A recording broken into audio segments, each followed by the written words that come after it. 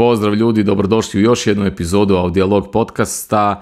Prije nego što krenemo, po starom dobrom običaju nekoliko servisnih informacija. Ako se još niste pretplatili na naš YouTube kanal, sad je pravo vrijeme da to napravite. Stisnite like i stisnite ono zvonce malo u kutu koji će vas obavijestiti o svakoj novoj epizodi Audiolog podcasta. Također napravili smo i Patreon account. Patreon je, vjerujem da već jako dobro znate, servis koji omogućuje da mjesečnim pretplatama, odnosno mjesečnim donacijama podržite rad podcasta, pa ako vam se sviđa ono što radimo, link na naš Patreon account bit će u opisu ovog videa, odite tamo, vidite što se nudi i podržite rad Audiolog podcasta. I u ovoj epizodi s nama su naši partneri iz obrta za glazbene djelatnosti Leggero, koji kao primarnu djelatnost navode pjevanje na sprovodima. U sklopu obrta Leggero djeluje muška klapa, odnosno muški vokalni ansambl, djeluje tamburaški sastav, to je tamburaški kvartet, solo pjevač s gitarom i solo trubač, a moguće je dogovoriti i sve ostale vrste izvođača i sastava. Repertoar koji pokriva obrt za glazbene djelatnosti Leggero je vrlo šarolik, od duhovne, svjetovne, popularne glazbe, tako da vjerujem da sve što možete zamisliti za ispraćaj vaših najmilijih, dečki iz Leggera su u stanju to odraditi i ispoštovati. Osim na sprovodima, to jest ispraćajima, momci iz Leggera vrlo često i rado pjevaju na obredima vjenčanja, a moguće ih je angažirati za sve ostale vrste vaših svečanosti, tako da budite im se slobodni obratiti s punim povjerenjem. Kontakt broj i link na njihove YouTube i Spotify liste bit će također u opisu ovog videa, pa pogledajte i poslušajte kako momci iz Leggera zvuče. Mislim da je to što se tiče servisnih informacija, a ovog tjedna u goste stigao nam je najpoznatiji podcaster u Hrvata, Ratko Martinović iz Podcast Inkubatora. Razgovarali smo o mnoštvu tema, s obzirom na to da je ovo glazbeni podcast prvenstveno. Razgovarali smo o glazbenoj nagradi Porin i o tome kakvog utjecaja ta nagrada ima danas. Razgovarali smo o onome što danas mladi, pretežno mladi Hrvati slušaju, a što se ogleda u Billboardovoj ljestvici. A s obzirom na to da je Ratko neprikosnoveni stručnjak u poljima psihodelika i teorija zavjere, dotaknuli smo i te teme, tako da evo, uživajte u nešto manje od 2 sata vrlo zanimljivog razgovora. Moj sljedeći gost, Ratko Martinović. Ratko, dobro mi došao. Živio. Kako si? Evo, odlično. Biće još bolje, čini se. Bićeš bolje. Stavili smo ovu tu cugu, rekao si da nisi probao nikad Epulon Pelinkovac, nije da ih reklamiram, ali mi je stvarno to vrhunska cuga. Sad ćemo vidjeti kuće nas ovaj put odvesti. Domaća mi uzi cuga. Pa bit će i o domaćoj mi uzi, ali domaća cuga, mislim da je neki istarski, čini mi se, nisam 100% siguran, ali mogu provjeriti da ne bi pričao gluposti. Da, Vižinada, Istra. Tako da, meni je to baš ono piće izbora. Kad pijem, a ne pijem puno, rekao sam ti već, onda pijem. Da, rekao sam ti da mi je Pelin nekakav sinonim za gorčinu, a više sladak. Onda. Ovo je više sladak. I to ide u skladu s onim mojom ženskom stranom što sam ti pričao sad kad smo se vozili prema meni, da zaspem u serije, pa volim slatka pića, sve ono. Nećeš valjda do kraja podcasta otkriti da nemam pišu. Ne, ali možeš ti dalje deklarirati kao muškarac. Pa da, htio bi da ti si doktor tih tema, tako da ćemo se tog dotaknuti kasnije. Danas mi je nešto zanimljivo mi je izletilo, kako ja pratim ove neke podcasterske grupe na Facebooku, kako se zove, ne znam li ti to pratiš, sumnjam. Da, nije. Ja sam kao kad sam počinio podcast, onda sam tražio informacije na 100 strana, pa me to zanimalo, pa u biti te grupe nemaju neku preveliku svrhu, ali tu i tamo čuješ nešto zanimljivo, pa je danas neki čovjek postavio kao nekakvu kvazi anketu, što vam najviše smeta kod podcasta koji slušate, i 2 najviše stvari su bile neku koju ljudi zamjeraju tebi, usudio bi se reći, a jedno je bilo koju zamjeraju meni, da ja često odužim ovaj početak, znaš, da nikako da pređem na srž stvari, a druga je, sad ne znam, hoće se pronaći tu, ako se pronađeš... Prekidanje gosta. Da. To je, vidiš kako si, tako da... Ali problem je u tom što imam nekako nešto što hoću reći i onda kad ne prekidam gosta, to mi se isto dogodi i onda kažem, počne nešto pričati, zaboravim što sam htio reći. I onda to još izgleda gore, bolje da prekinem nepristojnog gosta nego da se sramotim Da, ali to ti je pametno što imaš. Je, imam jer ću zaboraviti. Sad sam si već upisao temu koju bih htio da, super si, Šlagvor, to ljudi neće vidjeti, ali mislim da bi to mogli kasnije malo prodiskutirati o radiju. Super si mi iznio tezu oko toga i baš bih htio da mi kaže svoje viđenje toga, jer ja nisam do sad razmišljao o tome na taj način. Tako da, meni je to vrlo zanimljivo. Da, evo, moram pohvaliti ovaj tipični podcast studio, to mi se sviđa. Evo, ajde, hvala ti puno. To mi je odlično i jedino što sam skužio da kad stavim slušalice, imam mikrofon, kad stavljam nemam dobar pojam, znaš, ko da sam nagljivam, evo iskreno, znaš, tako na psihodelicima imam poremećene zvukove i dimenzije predmeta i međulokaciju od svog dodira odnosno nekakvu koordinaciju do plohe gdje moram staviti predmet. Nema reći, nikad nisam koristio nikakve psihodelike. Ajde, hoćemo otvoriti s tim. Nisam to mislio s tim otvoriti, ali baš me zanima sad kad si rekao. Znači, što najčešće ti koristiš od tih psihodelika? Gljive ili? Pa gljive najčešće. Gljive. Kako one, osim što si sad rekao, ovaj neki dislokacijski moment, kako djeluju? Aha, nije to se zove, sad moramo ovo razmisliti. Ne, slobodno. Imate taj jedan sustav u našem tijelu koji nam omogućava da ne moramo konzumirati, odnosno da ne moramo konstantno razmišljati o telemetriji svakog predmeta koji hvatamo ruke i kako ga stavljamo, što hvatamo ruke i slično, nego imamo taj jedan obrazac, ajmo to tako reći, nekakav niz obrazaca u našem mozgu i sad recimo kad uzmeš pa u ovom slučaju psilocibin ili LSD, onda ti se taj sustav u jednom trenutku privremeno ugasi i onda ne samo da imaš oduševljenje kad uzmeš bilo što u ruke, nego i imaš taj, kako bi rekao, poremećeni moment između svog mozga, između ruke koja nosi taj predmet, jel? Znači da, zato iz toga imaš tako nekakva onako oduševljenja sa malo manje bitnim stvarima, iako kažu mi ovi koji uzimaju psihodelike, sve je bitno, kao, znaš, kao, sve je ljubav, grljenje drveća i taj. Je li ima agresija na psihodelicima? Pa vidim, mislim da moguće da ima, da. Moguće, ali ne znam šta bi stvarno trebalo desiti, trebalo bi stvarno nešto okrenuti. Znači, ta agresija bi bila u biti, sad ovako govorim iz svoje perspektive, nekakva nužna samoobrana, znači da bi ti bilo iskrivljeno opet, možda bi te neko stvarno napao, pa bi se onda i branio. I rekao bi da se najvjerovatnije ne bi branio, pa bi to udario, pa bi onda imao prevelike osjećaje prema tom udarcu, pa bi te to onako, ajmo reći, uznemirilo. A što bi samo iz petlje u petlju, jel? Što bi iz petlje u petlju, ali mislim da ako si agresivan najčešće ili imaš neke psihičke probleme koji nisu riješeni očigledno ili su tu stalno ili, kažem, to je samo obrana u tom slučaju. Dakle, bar ti misliš da ti je potrebna, znači da nema sad agresije kao agresije nekako, kao kad piješ alkohol, ne znam što. Jasno. Misliš da je alkohol cuga koja, to jest droga koja najviše, ako se može nazvati drogom, baca na agresiju? Pa, ne mislim. Ima. Kokaini, jel? Ne, imaš džabu, to ti je nekakav sintetički. Nisam čuo. Imaš, ne znam, PCP. To sam čuo, dobro. Gdje, ajmo reći, kad ti bilo ko dođe nešto reći, imaš problema s time. Jer ti je iskrivljene su dimenzije predmeta, a s druge strane su ti je iskrivljen tvoje nekakav, kako bi rekao, ego. Jel? Ego, a koji prelazi u sve ostalo, grandioznost, pa onda se ti grandiozniji od svih ostalih, a samim time i snažniji neko svoje percepcije. Apsolutno, pa to je, mislim, grandioznost je jedan od najvećih u biti, mogu bi reći, kad se radi o psihozama, jedan od najvećih uzoraka je upravo grandioznost. Ljudi koji boluju od neke psihoze najčešće imaju te neke grandiozne ideje, tako da su oni ili Isus ili da pričaju s Isusom. To sam imao baš neki sa Pintarićem, ovaj Misterijum, o kultovima i sektama, da je nevjerovatno kada onako analiziraš te šefove kultova i sekti, ne znam, 80% ih tvrdi da su reinkarnacije Isusa Krista bude. Znači, da. Zato što je to ja ne znam zašto, ali to je jedan od najčešćih obrazaca kod tih deluzija grandioznosti. Ne znam zašto, kažem ti, nisam srećom nikad imao psihotični ispad, tako da, ali sam puno čitao o tome, ali ne mogu reći zašto je to tako. Pa da, srećom, pa većina nas ima nekakav psihotični ispad bijesa. Dobro, preko mjernog, mislim da to nije nekakav problem, što to da riješiti problem, ako te baca neke druge poremećaje, ne znam, obsesivno kompulzivni, šizofreniju, maniju, psihopatiju, znači ako te tamo baca psihodelik, ako imaš nekakve predispozicije bilo obiteljske ili neke druge, da ti se tako nešto dogodi, onda moja preporuka je da ga ne uzimaš ukoliko nemaš baš nekakvu stručnu evidenciju, pomoć, odnosno nagledanje nekoga ko točno zna što radi i kako ti to treba obaviti, dakle tu nekakvu terapiju. Jel? Koliko je često upravo ta neka eskalacija psihotičnih, jel znaš možda poremećaja kod korisnika psihoaktivnih tvari?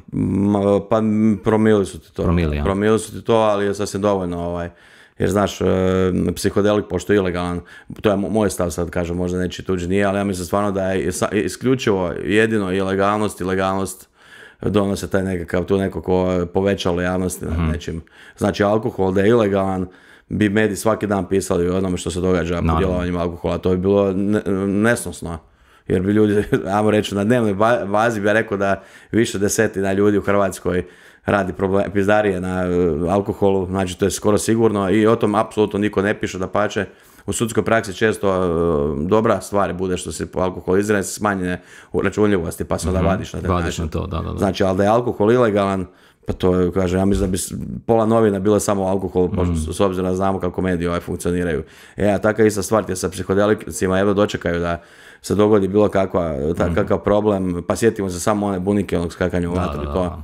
Znači, mi uopće ne znamo do dana današnjega šta se desilo te večeri, šta je tu sve konzumirano, ko je pao, mislim znamo ko je pao, a ko nije pao i je li ovaj šaman ili nije, mi to sve nekako pod velom tajne, ali se evo dan danas o jednom jedinom slučaju takvom priča, mislim da je, kad spomeneš buniku, sinonim ti je šamani u lici. Ja. A to isto, prosto što te prekinem, to isto kod LSD-a, ja mislim da svako od nas ima priču kod LSD-a da zna neko ko se bacio s balkona jer je zabrio da je ptica, pa se bacio. Mi smo to imali u španskom kvartu, ja ne znam uopće li to je istina, ali to je... Pa ja sam išao tri takva slučaja provjeriti u knjizi. Dobro. Na koja sam ja znao, 3 takva slučaja.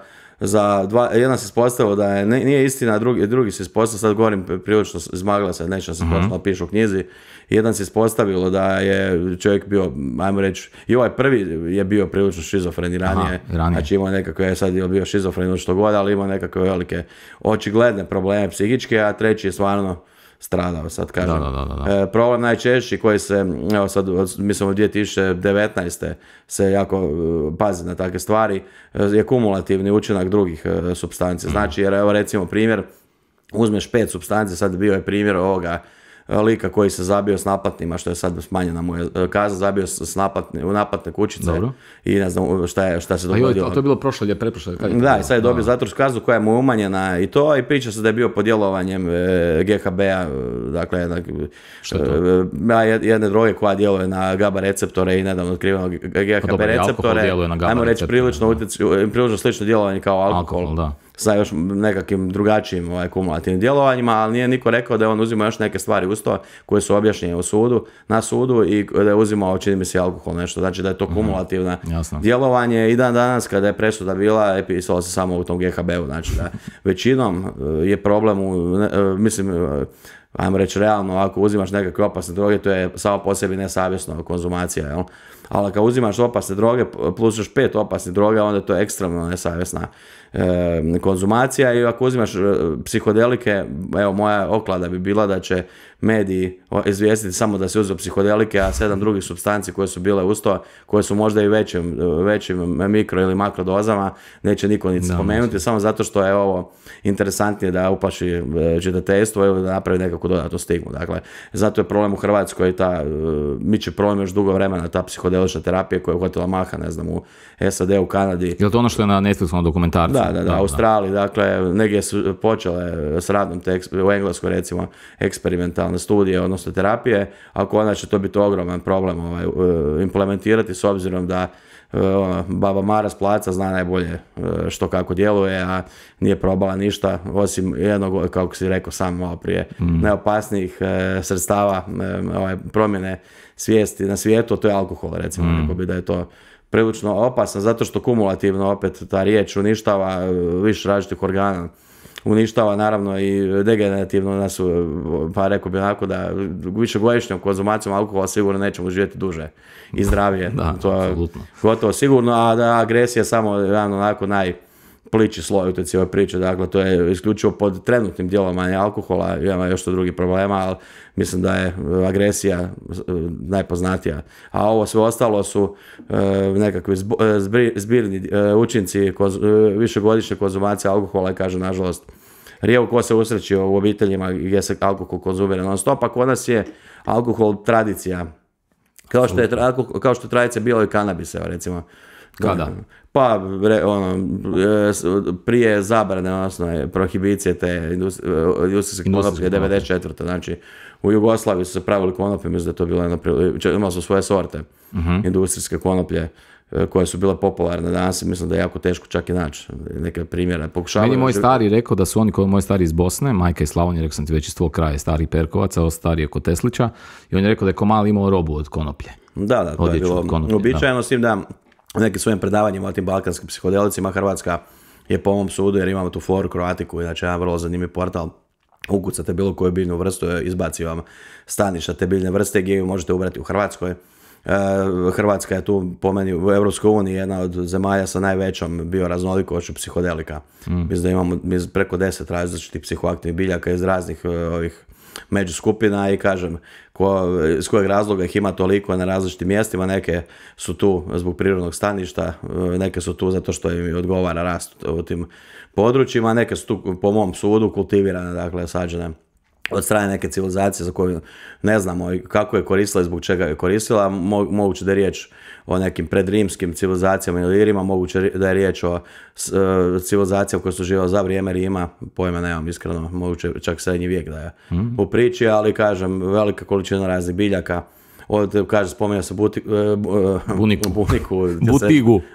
Daturu sam htio reći, pa sam onda pomiješao dvije biljke. Datura, bunika, atropa, beladona, veliki bun, krajinski bun, itd., naravno muhara, koja je najpoznatiji halucinogen starih slavenskih šamana, pa psilocibinske gljive, imamo 8 vrsta psilocibinskih gljiva koje rastu u Hrvatskoj, što je isto interesantna stavka, ima ih ukupno 200 na svijetu, u Hrvatskoj ih ima 8, itd. Imaju razne biljke kojih se može praviti ayahuasca, koje se mogu pržiti, pa bi se inhalacijom njihovog diva mogao inhalirati DMT, imamo mandragoru čije je stanište uz Dubrovnik, dakle jedan prilično velik broj raznih halucinogenih biljaka kojih većinu nisam probao. Ajde.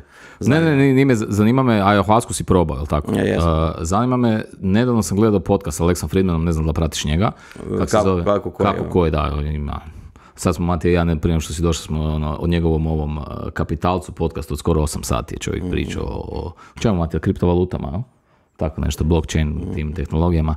Uglavnom, nedavno mu je gostovao čovjek koji dobar dio svog života, Amerikanac, koji provodi u Amazoni, kao brine se za očuvanje Amazone, i onda on rekao da se dolje kao autohtono, indigenous stanovništvo smije gringosima koji konzumiraju ayahuasku van Amazone, pa me zanima sad tvoje mišljenje o tome, Aha, pa dobro.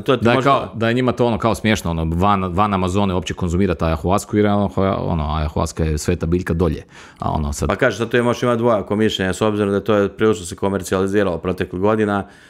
Po meni je bolje konzumirati u Hrvatskoj sa šamanom koji zna šta radi, a on je, mislim, najčešće će biti neki iz Južne Amerike, pa dođe kao nekakav poznati svjetski DJ, dođe ovdje, vi ga platite, podijelite trošak, dok je tamo u nekakvom svom rezortu gdje je ekstremno visoka cijena dolaskom u rezort i sve je popunjeno, pa onda dolaskom tamo vi ste prisiljeni hodajući ulicama Iquitos, ne znam gdje od kojih gradova, ima ih više različiti koji su u Amazoni, koji su vezani za ayahuasku, ali Iquitos je nekako najpoznatiji.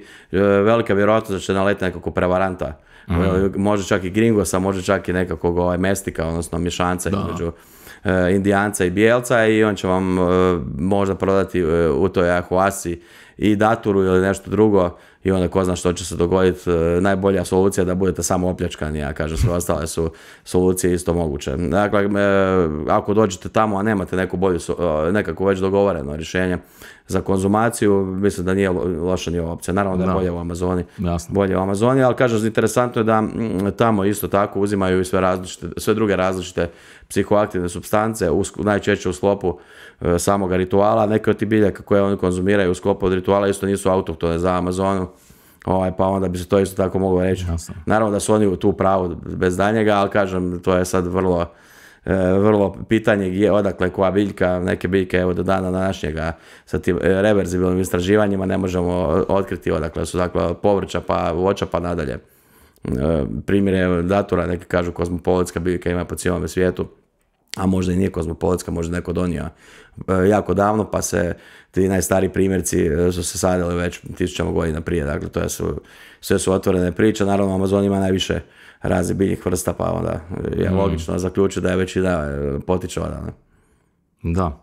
Ma sad kažem, bilo mi to samo interesantno iz tog aspekta, jer ono kao naš, ono, doslovno sam smijenjao, jer Alex Friedman pitao si probao ayahuasku, kao da, i onda kao šta misliš upravo pitko, ja tebe što sam pitao ljudima koji to ono, u New Yorku tipa konzumiraju, pa se ono prilično smije da su oni, ja mislim da... Pa dobro, to je taj enteogenski naš moment gdje je Terence McKenna tvrdio da biljka, ako je konzumiraš u prirodnom okruženju, nedavno ubranu iz tog prirodnog okruženja, da imaš nekakav, ajmo reći, posebni sad više različitih slojeva tog enteogenskog momenta, ali em što su ti vizije posebne, em što se cijela biljka koja uzimaš u zapravo njeznom prirodnom okruženju. Sad kažem koliko je to točno, koliko nije teško mi je reći, s obzirom da su da je Marija Sabina, ajmo reći, najpoznatija šamanica vezana za psilocibinske gljive, žena koja je u biti ne svojom potpunosti voljom nehotično psilocibinske gljive popularizirala na zapadu putem jednog članka u taj magazin tamo 1957. Otišao je Gordon Wasson kod nje, snimio je, odnosno fotografirao je taj cijeli ritual, odnosno ceremoniju, konzumirali su gljive, izašlo je na 10 stranica i onda nastavio najpoznatiji članak kao psihodelicima, kasnije su, ne znam, od Keith Richardsa, Johna Lennona, pa su pređu cijele momente, rock bandova, New Agera, hipija, koga sve ne, otišli svi u njezino selo i onda kada je recimo 20 godina kasnije probala 100% psilocibin, iako je žena, kaže, šamanica za same gljive, kada je probala psilocibin, rekla je da je apsolutno isto kao i na gljivama i da ne može vjerovati da je to, ako bojala se da bi mogla nestati gljive zbog toga potraže, naravno da to nije bila ni blizu, jer nije znala da te gljive rastu diljem svijeta, samo što nemamo dokumentaciju o njihovom konzumaciji, ali to nije ona mogla znati, sad kad je probala ovo, rekla je ovo je potencijalni spas čitave tradicije, jer jednog u budućnosti, ako se bilo što dogodi, imat ćemo barem 100% psilocibin, što je, kažem, interesantno ako imamo nešto što je ili sintetičko, ili izolirano, ili sintetizirano, pardon, ne sintetičko, jer sintetičko nije, u laboratoriju, da jedna šamanica tvrdi da je to zapravo legit. Znači, da danas šamanici vjerovatno ne bi s njom složili, ali, kažem, to je jedan dio te, rekao bih isto, jedan podnivo te brije, znači opet šaman koji ne želi zapadnjake neće ih primati, onda ako smatra da zapadnjaci kvare njegovu tradiciju ili da se prostituira ayahuasca, zašto ih onda primaju kada dođu za $5,000 u Amazonu, znači da to je još jedan dodatni nivo promocije, ja bih rekao, a s tim da su oni u pravu, ali bi nekad sumnjao, nažalost, i u njihove namjere. Ima istina. Ne, ima tu puno toga, znaš, taj čovjek isto u podcastu govori da su jedni od najvećih uništavača Amazone, upravo autohtono stanovništvo, znaš, o tom se ne priča puno, nego kao samo loši bijelci, znaš, dolaze i pale šume, što nije istina, tako da ima dosta autohtonog stanovništva koje sudjeluju u tim devastacijama šume, tako da to je višeslovan problem, sa većina toga je, nažalost, novac u tome problemu, a i šamani nisu neki sveci, šamani su ljudi kao mi najčešće unaprijed izabrani da bi bili šamani i onda čovjek želi nekakve svjetovna zadovoljstva unatoč tom što je pola života na ayahuasci i sve je jasno da nema ti tu nekakvih voli kasino, voli žene, voli, ne znam, ostale narkotike, znači da to kažem. Da li ti Indijanci dolje ko ovi sjevernoamerički isto imaju manje enzima za preradu alkohola, su oni isto jednako lako napiju kao i ovi? Da, definitivno, da, treba im dvije čaše da se napiju, piju pisko u Peru, to ti je onako brlja loza, rekao bi. I kad probaju lozu balkansku, onda im to bude ko ne znam, nekakav najbolje destilirani alkohol. Lako im se napit, visoka nadmorska visina, pa se i nama lako napit, s obzirom smo navikli. Nedostatak zraka, da.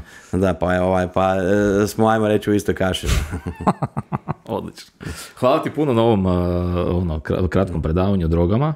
Ne o droga, jesam se dobro izrazio, pa jesu to droge? Pa da, droga je lijek. Lijek, kao, da. Pa da, Amerikanci govore drugs, ili tako? Da, pa većina tih naroda stari koristili su riječ za drogu, za lijek i za otrov. Znači da je to nekako simbioza svega. Pa da. Pa sve je u toj riječi nekako sažeto. Da. To mi se čini. Razlog zbog kojeg sam ti se javio jer mislim ti si čovjek koji ima stvarno širok spektar zanimanja, pa me, kako sam napravio jedno 3 mjeseca pauzu od podcasta i onda sam vidio tvoj status na Facebooku gdje si komentirao Porin ovogodišnje, ovo pretendira biti muzički podcast, pa bih htio malo da nešto o tome pričamo, da vidim ono što si ti naveo, da vidim koja je po tebi problematika Porina kao nekakve strukovne nagrade i da vidim što možemo oko toga, možemo debatirati oko toga, živo me zanima. Vjerujem da nemamo baš ista stajališta oko toga, ali... Pa da vidi, zanimljiv mi bio Keđo neki nam je bio gost i s tim sam o tome pričao. S tim sam o tome pričao, tamo smo biti, ajmo reći, dosta smo se složili oko toga. A problem je više slojan opet, ali mislim da je ključni problem Porina to što Porin jako malo ljudi zanima. A to usporedbi sa 90-ima, i ja bih rekao, iako kažem možda se neko ko radi u Porinu ne bi složio, ali 10-struko manji interes javnosti nego 90-ih, i onda se treba postaviti pitanje zašto je to tako.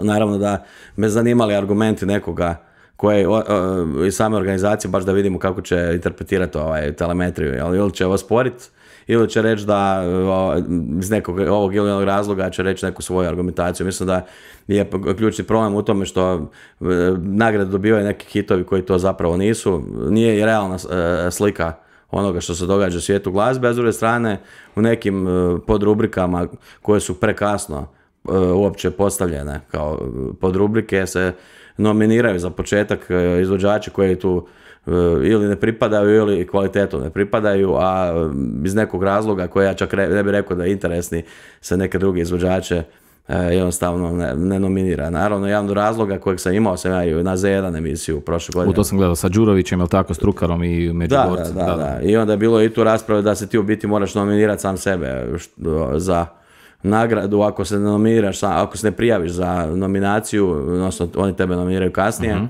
ti ne možeš uopće biti nominiran ako te neko ili sam sebe nisi prijavio. To su neke novotarije koje su se desile u Porinu zadnjih 10 godina. To je potpuna glupost, jer ja rekao sam da elektroniku si pratio prije, znači ja da sam DJ ne bi nikad se sam sebe nominirao. Zato što su prije diskografi uglavnom, zato je bila diskografska nagrada Porina, sad je glazbena nagrada Porina. Pa da, to je, znači ne bi sam sebe prijavio, nema me ko drugi prijaviti i samim time ne bi bio prijavljen. I onda ne bi mogli biti nominiran, pitanje je li bi bio nominiran, ali ne bi ni mogao biti nominiran, što je potpuno glupost. Jer imaš stilova glazbe gdje se ljudi neće prijavljivati. Šta misliš, koji bi to bili stilovi muzike? Pa mislim svi nekakvi alternativni. I meni se isto čini, da. Alternativni stil, da recimo uopće nije alternativna mjuza. Negdje je alternativna, mislim opet sad idemo u to što je alternativna mjuza. To je baš jako širok pojam. Ali recimo po čemu je punk više alternativan od klasične glazbe, ja ne znam. Pa u današnje vrijeme da, pa ja mislim da je danas klasika, mislim da je klasika danas alternativa. Da, zato kažem, ako se gleda po broju fanova, je recimo metal. Sad ne znam koje imaju uopće kategorije. Znam da ima hip-hop i da ima elektronika. Ima hip-hop i elektronika. Ja mislim da nemamo dovoljno, jednostavno mislim da moraš imati minimalno 3 do 4 albuma koja pretendiraju za kategoriju, da bi kategorija bila osnovana. Znači da postoje 4 albuma u recentnoj godini koja su metal albuma, oni bi napravili grupu za metal album. To jest moguće, pa nek spoje nekako, nek stave rock i metal, ne znam. Da, onda neko bi ti se digao na zadnje noge, kako rock i metal u istoj skupini. Ne, sve stoji, ali nominiraju jednog ili dva, ne mora biti 5 albuma nominirano. Našlo bi se, kad bi bilo volje, našlo bi se. A sad recimo primjer za prošlu godinu, samo 100 put već rekao, Grše, koji nije bio nominiran, što mi je van svake pameti. Ne znam, dobio je neko nagradu ili je bio nominiran sa. Ko je dobio prošle godine nagradu? Za što? Za hip-hop album? Nemam pojma. Možemo to provjeri, da ne bi bilo sad da nas sve čekaju. Samo ono te provjeri. Ne, sad ću ja to. Ti sam pričaš. Da, uglavnom, šta se desi? Desi se to da bude nominiran neko ko nije hip-hop ili nije bazično hip-hop, pa ga se ubaci u tu skupinu, jer ga se druga skupina ili ne postoji ili je nakrcana, pa tamo nema prođu nikakvu. I onda se njega nominira, pa čak nekad i nagradi, a neko ko bi zaslužio ne samo nominaciju, nego nagradu uopće ga se ne nominira. I onda tu dolazi do problema. Jer mislim, po mom osobnom sudu Grše bi trebao biti u toj konkurenciji. Jel? Hip-hop u glazbi, Krankšvester. Krankšvester, ne, to je ok, ali ajde, recimo da, ok, a koje sam nominiran još bio? Bio je Banana zvuk, ne znam. Banana zvuk, što je to? Moraš poslušati, pa sad kažem, nevezano, znaš da uopće ne idemo u kvalitetu, nego da idemo isključivo, da, i sad to nije samo tu, nego elektronici ista stvar, znaš, što je elektronika njima? Njima je elektronika očigledno bilo što je rađeno na digitalni način, što je po meni ono tragikomedija. Izašla je jučer prekjučer neka stvar, klapska, Kambi, oni pjevači Kambi. I sad mi svi koji se razumijemo malo u produkciju, toči vina oče stari, znaš to, stara pjesma jedna. To ti ono, sad mi je pala misao, ko da staviš klape i tambur, ima nekakav kanal. Ima na CMC. I onda staviš klapa i tambure, ne staviš tradicionalna hrvatska glazba. Da. O tom ti mogu jako puno pričat.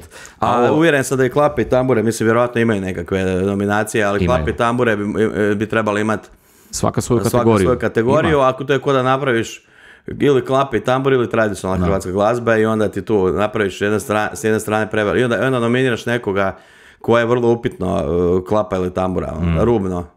I onda naravno da će se izvođači žaliti Tu ti se događa situacija, recimo mi kad smo bili na fakultetu, onda moj profesor Leopold koji mi je gostao u zadnjem podcastu, koji je šef dirigent Tamburaškog orkestra HRT-a, uvijek se bunio jer tipa Tamburaški orkestar HRT-a snimi, bubam sad, banalnije, snimi Vivaldijevo Proljeće i oni neće biti nominirani u kategoriji klasične glazbe jer je to tambura.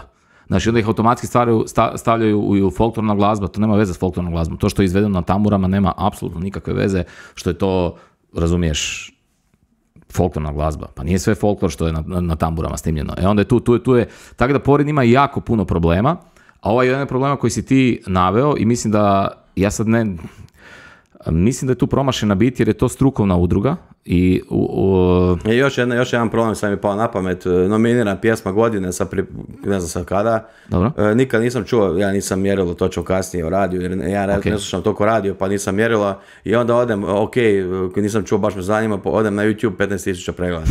Znači da to nije suludo. Je. Ali oni upravo su o tome radi. Hit godine, to ne.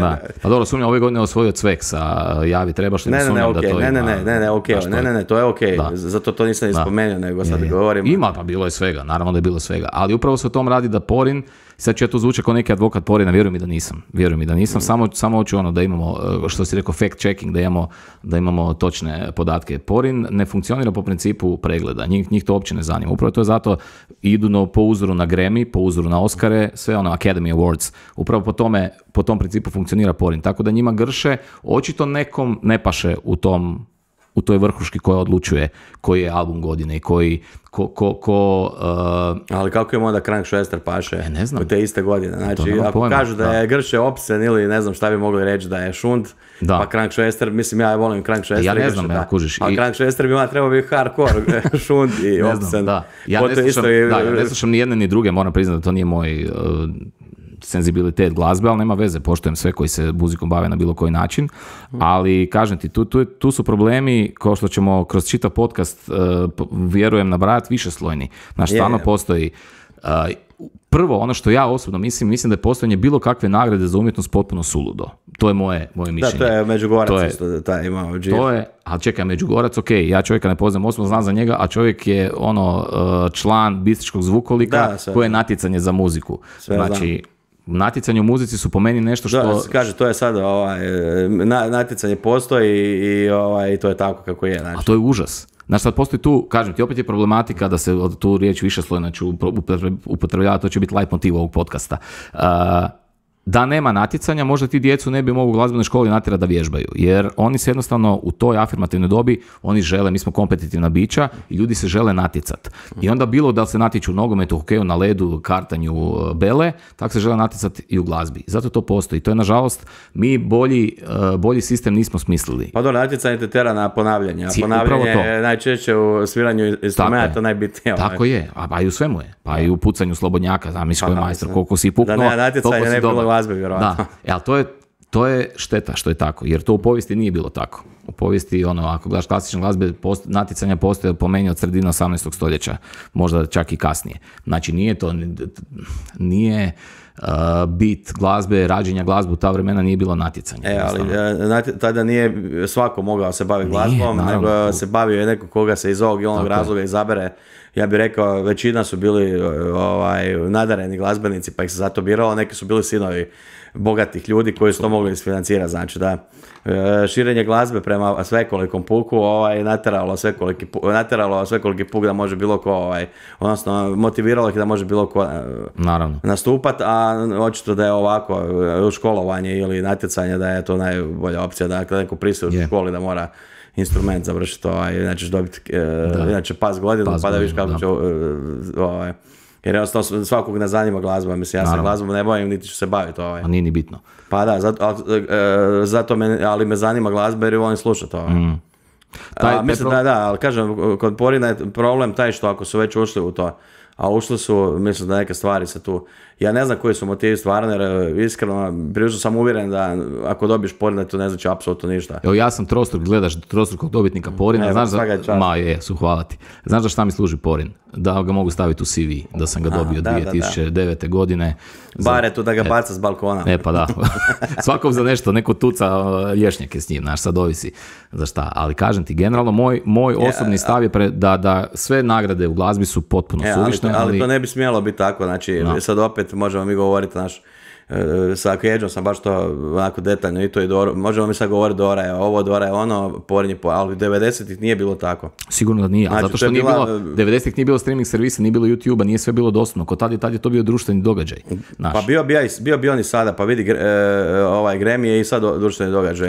Za Grammy je cijeli svijet, čovječ, cijeli svijet prati bez Grammy. Obzira, evo, možemo uzeti Sanremo, koji je društveni događaj nulte kategorije u Italiji. Znači, Sanremo nije, ko kad se mi, to se isto sa Kedžom priča, pa ne gledatelji video, nije da je ko mi sad kad pričamo o Splitskom festivalu, Splitski festival 72. Sanremo je 2023. najaktualniji događaj tamo. Znači, nije se nikada dogodilo to što se dogodilo kod nas i treba zapitati zašto se to nije dogodilo, sigurno ima argumenata. Apsolutno. Ali mislim da je Sanremo izgubio na globalnom značaju. Sigurno da je izgubio na globalnom značaju. Nije više toliko globalno bitan kao što je bio 80-ih. Ja bih čak rekao da nije možda po pompi, ali po izbacivanju, recimo Maneskin, jedan od bendova koji nastupa među ostalim i tamo. Znači da je to, isto htjeli mi priznati ili ne plod takvog načina. Znači da ne stvaraju se ko na pokretnoj traci talijanske mega zvijezde pjevačke koje su na međunarodnom nivou pjevaju na talijanskom, ne na engleskom, i svjetske su zvijezde, ne stvaraju se slučajno, nego mora biti sustavi za njih koji u Hrvatskoj ne postoji po mom sudu. A zašto ne postoji? Zato što smo ga sami uništili, jer su, ne znam sad kažem, to su nekakve najsitnije strasti, ja bih rekao.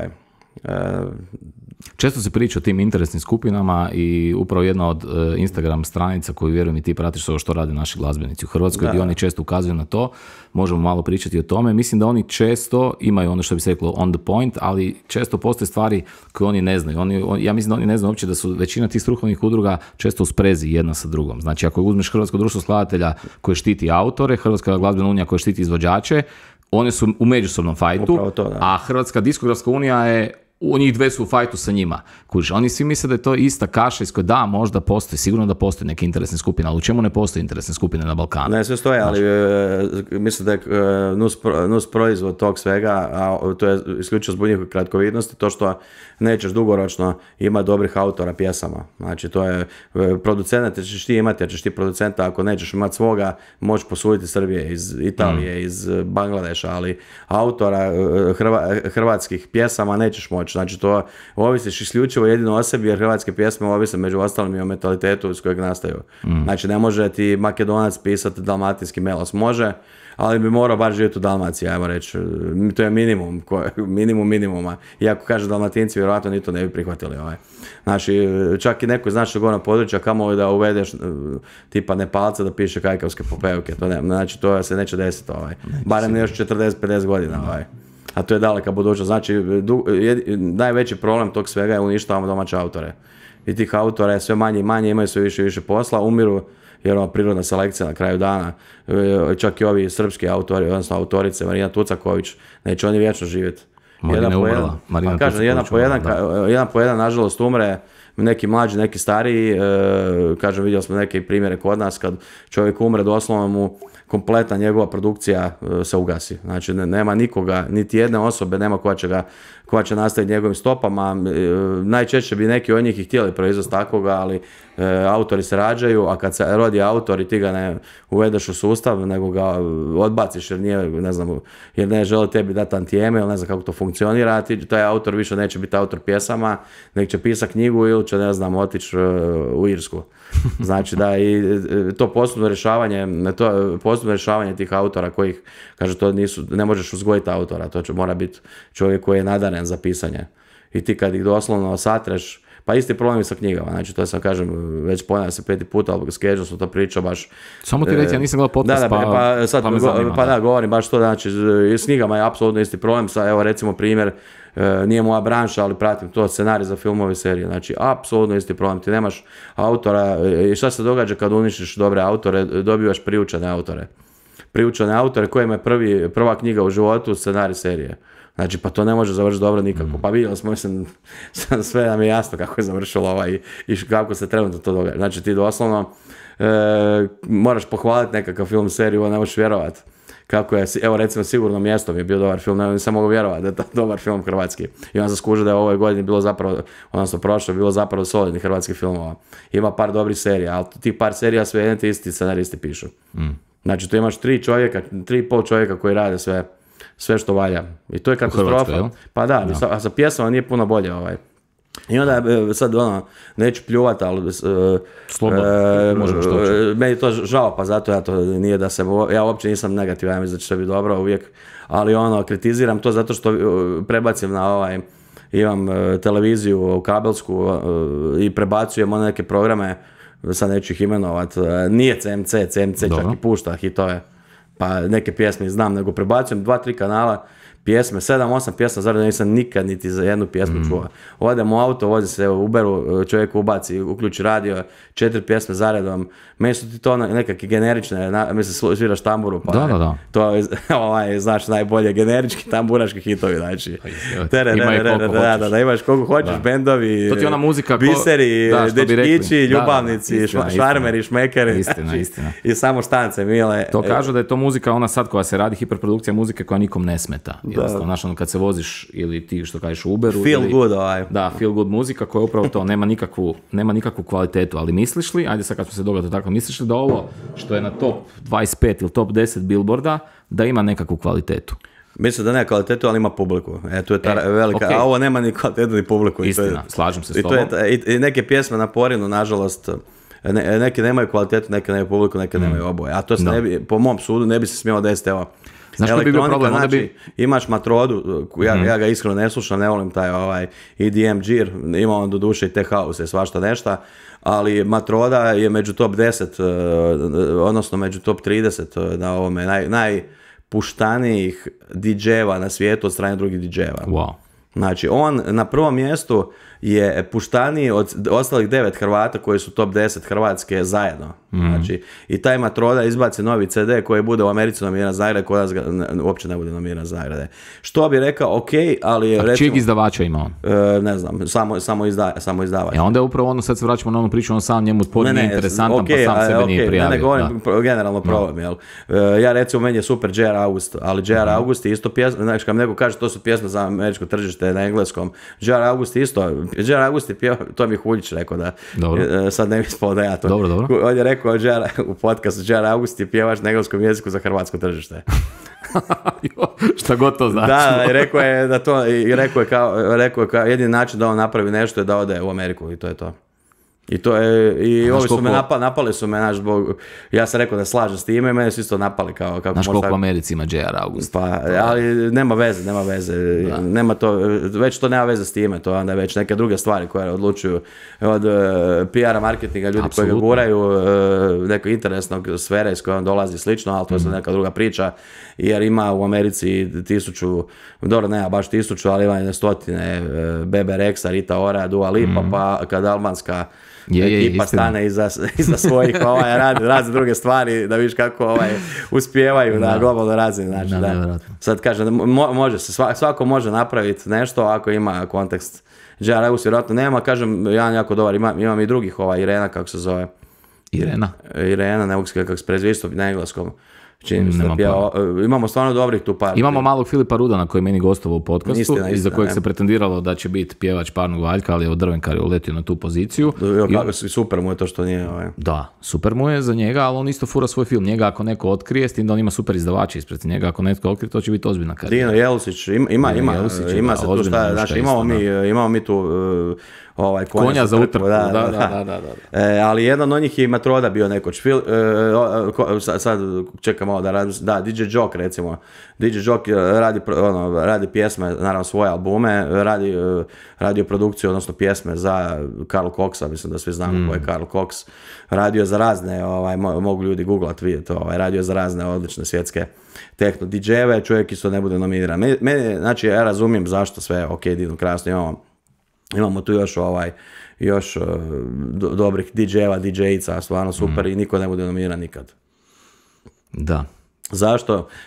Nije mi jasno. Pa ja mislim da je upravo od kad je Porin promijenio politiku da više nije diskografska nagrada nego je glazbena nagrada i od kad može moja baka prijaviti mene ako želi, da je tad došlo do jednostavno takvog raspleta situacije gdje ljudi sami sebi kažu pa šta će mi to, ne treba mi ta nagrada u životu. I pogotovo ako je fokusiran na strano tržište, kod taj Matroda. Šta će njemu hrvatska diskografska, to je hrvatska glazbena nagrada? Ne treba mu, ne, ja ne kažem da mu treba, ali šta će, ja se sjećam 90-ih kad Porina dobije Bruce Springsteen. Pa ga... To su isto ukinuli. Znači, ali čovjek ga preuzme, znači njemu to ne treba, a on ga drži. Njemu neko to donese, kada na njegov koncert slika se. Intervju je bio u onim tipa emisija Glamour Cafe sa Karikiran, za sad koje je, ali bude intervju i na HRT-u kad ga preuzme. Nije baš tako. Neću reći da njemu znači te išta nagrada, ali mu je bila uručena i on je stvarno... Je, bila je uručena, ali onda su shvatili da to nema nikakvog smisla. Znaš, šta će Bruce Springsteen hrvatska nagrada? Slažem se da nema, ali Matroda, ne kaže da mu to treba, ali zašto ne? Zašto ga ne nagradi? Pogotovo iz razloga, jer ta nagrada u nekakvom financijskom, lukrativnom aspektu ne donosi ništa. Sad, druga opcija zašto mu ne daju pare, šta ne stavio Porin, 15.000 eura po Porinu, pa da vidiš kako će se odjednom zainteresirati veliki broj, ali onda dolazimo opet do onog, vraćamo se na početak, gdje će onda gurat svako svoje. Gurat će svako svoje i tu je jedna od velikih problematika Porina koju mislim da niste načeli kad si imao emisiju sa Đurovićem i Strukarom i Međugorcem. Postoji recimo najveći broj glasača, glasačko tijelo najveći je HRT, Hrvatska radiotelevizija. I ti u startu imaš, to sad se vraćamo na žiri, ti u startu imaš, kad god se nominira bilo koji uradak gdje je produkcija Hrvatske radiotelevizije, pa nema šanse, znači pomešće konkurenciju u toj kategoriji bez danja. Ja mislim da se nikad u povijesti nije dogodilo, evo sad neka me neko fact checker, nek me ispravi u komentarima da pače, da se nikad nije dogodilo da je neki uradak HRT-a bio nominiran, a da nije dobio Porina, da je bio uskoj konkurent. Mislim da je to nemoguće jer je najveći dio glasača iz Hrvatske radiotelevizije. To ne znam, da. Da, je, apsolutno. Najveći to dio ne znam, Mador, to je sad već sukob interesa, to je ono, sasvim uobičajeno. Šta u Hrvatskoj nije sukob interesa? Na HRT-u bi tako glasali za ko je na vlasti, pa htio sam reći za neku od stranaka, ali nema smisla jer mijenjaju mišljenje. Ovisno kako vjetar puše. Duni vjetre, to je. Znači, što se tog tiče, nije mi to ništa čudno, ali mislim da je sukob interesa kod nas uobičajen. Čak mi ne smeta taj sukob interesa, ne smeta mi nepotizam, jer sam na njeg navikao i onda bi imao nekako objašnjenje, nego se ovdje događaju puno veće gluposti. Ista stvar koja je tipa XY, 5 rubrika koje znam, neko koje ne znam, i XY su nominirani, ja mogu unaprijed pravići pretpostaviti po jednom svom ključu ko će nagradu dobiti. Pa ljudi glasuju po poznatosti izvođača. Evo primjer, hip-hop ove godine, nevjerojatno mi je iznenadilo što je Tremi Lemon bio nominiran, evo iskreno. Ja sam htio, ajmo tu temu naći, ispričaj. Sad nevezano za sam Tremi Lemon, nego su bili nominirani Edo Majka, Tremi Lemon, Hison i bio sam, dao bi kuću da će dobiti Edo Majka, iako bi po nekakvoj zdravoj logici mainstreama Hison trebao dobiti tu. Znači to je uvijek. Da se vraćamo na to da to nije mainstream. mainstream nagrada, Nije to je nagrada struke, jebi ga. Ne, okej, ali sad opet ulazimo tu, sad šta se gleda, kvaliteta stihova, kvaliteta produkcije. Ja mislim da tu jedino što može nama biti diskutabilno, ako smo maknuli taj moment poznatosti, taj moment klikova, može tebi i meni biti diskutabilno ko je taj žiri koji odlučuje koja je najbolja pjesma. A ja mislim da kad makneš taj problem žirija, da onda u kategoriji koja ostanu 3-4 nominirana, i onda se glasa po poznatosti. Ja vjerujem da većina glasača Porina puno više zna za Edu Majku nego što zna za Hilsona Mandelu ili zna za Tremi. Ali Tremi Levin je tu najpoznatiji, realno.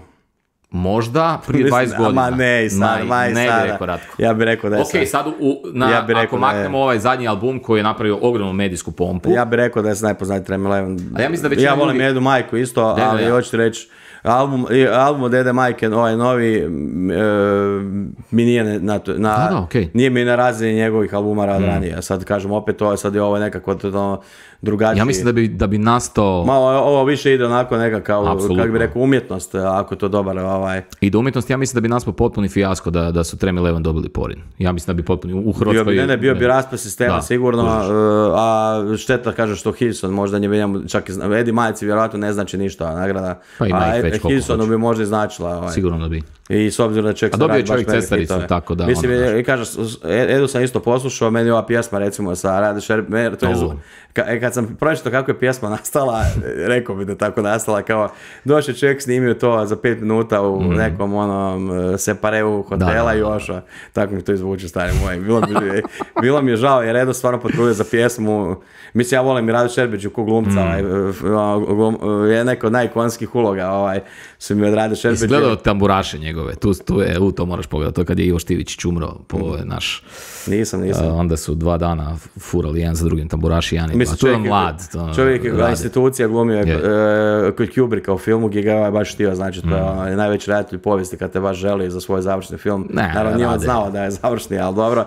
I ove sve ostale zdrpi, briši pa nadalje, jel? Rade njuška, rade stvarno njuška. Je, kažem, ali što se pjevačke karijere tiče, to mi Imamo fura, on kao... Nije mi to, ne znam. Imaš potpuno pravo na to, ali on kao umjetnik fura taj svoj neki artizam i možemo se. Je, na svojim albumima koje sam isto poslušao mi je čak taj artizam ima onako, kako bi rekao, ima svoj početak i kraj na albumu i jasna mi je logika iza svega, ali ovo sad već prelazi, počela je ta cijela priča s onim nekim Facebook videima i sad s ovom pjesmom nekako mi se to čini kao da onako moram objaviti nešto ovaj dan i sad idemo snimiti. Mislim, ja sam da će mi doći Šerbeđe pa ćemo pričati Jesi zvao ikad Edu Majku u podcast? Zvao ga je Tilan i ne znam šta se tu desilo. On bi bio vrhunski gost. Pa bio bi vrhunski gost, da. Je istina. Tilan ga je bio zvao 2-3 puta, pa sam ja, sad pitaš pa nisam razmišljao o tome, sam stekao dojam da neće doći. A sad iz kojeg razloga ne znam. Da, ne znam. Trebalo bi ga pozvati. Pa Edo je super lik, ja vjerujem. Ne poznam ga osobno. Je. Super je i vrlo bi bilo interesantno čuti. Sad kažu, tu ti nastoje problemi sa glazbenicima u podcastu, to što ih dosta ne želi doći zato što je neko drugi bio pozvan koji je pričao protiv njih, znaš, to je tako obično. To je ta naša muzičarska sujeta. Kažu da arhitekti imaju veći ego od nas. Muzičara. I to i neurokirurzi. Da, bravo, neurokirurzi, da, i arhitekti. Vjerojatno, da, to je... Da, sad znaš, dosta njih nije htjelo doći zbog takvih nekih stvari. Nisu dosta njih, malo njih, ali u velikom broju je taj nekakav razlog. Pa ja ti pričam ovako bez laka na jeziku, pa ti onda recimo neko posluša to i onda mu se to ne sviđa, kužiš. Da, apsolutno. Jer je iz nepoznatog razloga, umjesto da mene pita zašto sam to i to rekao, pa da mu ja objasnim, on se naljuti. Ja sam u par... Ja stvarno pričam što mislim. Ne, naravno, koji ja. Ja sam u 26 epizoda ovog podcasta sam dobio 2, ti si ja mislim da sad jedini gost koji nije glazbenik i koji, biti bio mi je Davor Hrvoj, koji nije muzičar, ali jazz novinar, tako da čovjek je u 100% u toj priči. I ne bi vjerovao da mi se nemali broj ljudi javio i da su htjeli nešto brisati s podcasta, jer evo tu su možda rekli u nekom trenutku nešto što bi ih moglo kompromitirati, meni je to potpuno suludo, ja to ne mogu shvatiti. Boje se još kad, znaš, kod nas je kumuje i alkohol, znaš, pa kad sad napijem, onda ti pričamo. Ali tu kod mene nema, generalno, niko se nije nacupio. I ljudi ne razumiju da je to moje mišljenje, pa to što je to moje mišljenje ne znači da je to činjenično stanje, znaš, ako je meni nešto loše, ne znači to sada, mislim, gledaju ti oni kao imaš utjecaj na javnost, pa znaš, ako ti kažeš svoje mišljenje da će to drugima kontaminirati njihovo, ali tima kojima moje mišljenje kontaminira njihovo, ja ne znam, nema njima pomoć. Udarate glavom u zid. Mislite svojom glavom, znaš, to je nekako poruka svakog podcasta bi to trebalo biti. Apsolutno. I onda, znaš, kad tako pričaš otvoreno, onda to ti u biti ne valja. Zašto danas moraš stvarno paziti. Mislim da je bilo glazbenika koji su ti zbog toga otkazali. Čekaj, i to su vam otvoreno rekli, da neće doći zbog toga? Pa, neki, sad, da neću pričati... Nema imena. Neću prezime, neću biti baba, bit ću baba, ali neću ja kasnije kako su poslu. Neću biti baba, ali ja sam rekao protiv njega nešto prije 100 godina, pa mislim... Pa je zamjerio. Zamjerio je, s tim da nisam siguran, sam to rekao, zato što to nisu moje riječi. Znači, moraš mi naći točno riječi, pa ću ti ja reći da su moje, jer ja neke riječi ne koristim. Nađi video i pošalji ga, da. I onda ti neće doći zbog takvih gluposti. Mislim, a i šta sad, ne valja ti, ne valja. Ja sam rekao, dobro, to može biti tvoj kompliment, jer onda znači da stvarno temeljito gleda tvoje podcaste. Znači, ako pamti. Pa nema veze to čak. A i moje kompliment prema njemu, sam preslušao i album, znači, šta pa, preslušam album, nešto mi svidi, nešto mi se ne svidi. Mislim, to ti je, kod nas je problem to što, evo, pa najbolji kad spomenuo Trem Eleven, da ću nešto spomenuti. Najbolji mi je primjer ikad, kada su svi nahvalili album, i kada su se, znači, onda, ne znam, domino efektom svi govore da ga nisu preslušali i kad je izdavač rekao da nije preslušao, znači, ko to vjeruje? Pa to su priče za malo djecu. Mislim da samo idiot može to vjerovati. Idiot, znaš kako može povjerovati neko ko nije razmišljao 2 sekunde o tome, pa ga zatekneš u razgovoru, ali da neko razmišlja, pa to je... Znači, ljudi, ja ne znam, ljudi vjerovali ili ne, izdavači slušaju glazbu koju objavljuju. To je javna tajna. Pa ja mislim da smo svi, pogotovo kad se desila ta, kako bi to nazvao, taj skandal sa Trem Eleven albumom, ja koji nisam njihov fan, pa sam poslušao album cijeli, tada, u tom trenutku. I mislim da to što im se desilo da im je napravilo najveću uslugu. Tako, ja ne znam, ti si prijatelj i sa mojim imenjakom, pa ne znam kako on to promatra, ja mislim da mi to jebačka usluga bila, iz mog aspekta. Pa ja mislim da im nije neka usluga, ne koncerata, ne ništa, otkazivali su im koncerti koji su već dogovarali, mislim da im... Da. Iz tog, aha, okej. Okay. Da, mislim da ali ja mislim da se album ne bi vrtio, vjerojatno, na tim streaming servisima upola, da ih nije... Da, ali od streaming servisa nema love, jer ti već jednom zarađuješ pare sa koncertima. Sa koncertima, da. Kužiš. I onda to ti je u biti problem. Ja sam vama gledao, sam bio naš, ja sam sad tu bio. Naravno da su mi to i prijatelji, pa se onda naljutio, ali naljutio se iz razloga i zbog tog licemjera, znaš. Jer sam našao neke albume isto od njihovog izdavača gdje se veličali neke druge stvari koje su, ajmo reći, mislim, ja sam iskreno... Koje su druga zastava, ja sam zato da svaki totalitarist ima pravo pričati šta god hoće, ali sam protiv totalitarizma i sad mislim, to treba... Ja se potpuno slažem s tobom. Prilično jasno, ljudi bi zabranjivali, bio sam neke kampanje ovih krijesova, neki s petokrakama, pa jedan sa majicom od Staljina, drugi s Mao Tse-tunga, ljudi bi to zabranjivali, me to super, pa kad vidim takvu budalu, ne šta s tim pričati. Pa meni isto... Da meni objašnja kako Mao Tse-tung, desničarska teorija zavjere, da je ubio 20 milijuna ljudi. Koliko 20, znači ti, ovi kaže da je ubio 20 milijuna, ti kaže da je ubio 0. Znači, ne znam sad, stari moj, ako to je prevelika jaz između vaših dva mišljenja, da bi ja rekao da je istina negdje u sredini, vjerovatno. Ti si tu potpuno, iz mog aspekta, naravno, ja opet pričam svoje, svaki totalitarni režim treba osuditi, ali ja sam generalno protiv ikakvih zabrana. Ako nekom je super da krezub paradira u ustaškoj uniformi po trgu Bana Jelačića, što mu treba dopustiti. Upravo to. Ne šta god hoće. Dok god nema pušku i dok ne puca po ljudima, to je meni je to. Hoće ali vidi, ne bude tu problem, jer mislim, tu se oni međusobno kolju oko takvih stvari. Znaš, ovi dođu partizanskim, ovi ovim... Ali znaš, tih 17 partizana preživjelih, pa treba ih pustiti da u Kumrovcu plešu kolo oko Titine kuće. Ja ne razumijem u čemu je problem. Dosta ti tu konkurencije. Recimo, kad ovi što klanjaju na trgu, mole na trgu, su konkurencija, osnovna signal, to je signalizacija vrlina i uvijek smeta što rade isto što radi oni, samo na drugi način. Zato se toga, najviše se trigeraju oni koji rade apsolutno isto, samo sa druge. Tu ti je taj problem što kod nas nema tog liberalizma, nego ti je zapravo želja za zabranom druge strane, a s druge strane ti bi, ne znam, bilo šta opravdavao sa svoje strane. Znači, tu ti nastaje taj problem, zato treba to sve dozvoliti, ali se to neće desiti. I onda mislim da je taj problem, znači, dobro, to je sad, toliko se toga izdogađalo s Trem Elevenom i s nekim drugim izvođačima, ali suma sumarum je to da ako ja sam sad organizator i ja imam pravo odlučiti da mi ti nećeš nastupati ako se ti mene ne sviđaš kako se počešljava, recimo. No. Ali, brate, ja se ne češljam. Pa znam, da te kažem, ali onda nemaš nikakvo opravdanje. Ali s druge strane, problem je taj što kada ja drugim organizatorima kažem ako ovaj bude nastupao, neću vam ja dati svoje izvođače. Eto, to je već to je već nekakav nivo gdje diraš nekome u kruh obitelji, a to se događa kod nas, to je, mislim, recimo, to je velika razlika te kulture otkazivanja u Hrvatskoj i vani, što ti vani neće, koliko god da te otkažu, vršit će pritisak, ali vršit će aktivistički pritisak.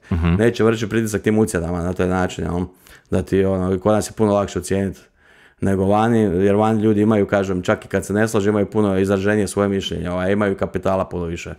Kod nas su ljudi spremni, nažalost, na nekakve ustupke i zato su, ne samo oni, nego i drugi, pa mislim, pričao sam 100 puta o Krank Švesteru, bilo mi drago kad su dobili Porina, zato što ljudi uopće nemaju prođeni ni na jednom radio postaji, recimo. Znači, njih nema ni na CMC-u, ni na radio postajama, ni na HRT-u. A što mi je vrlo zanimljivo, jer je, mislim, Marjanović tako, on je medijski djelatnik, to mi je nevjerojatno. Očito ne kupuje urednicima dovoljno parfema i bombonjera, to mi se čini da je. Pa ja mislim da ne, mislim da je on medijski djelatnik, čak bi rekao da je dosta dobar s nekim od njih, ali to ti je ona opet građanska, malo građanština Hrvatska, gdje ako se spominju nekakve zabranjene riječi u pjesmi, onda to neće puštati.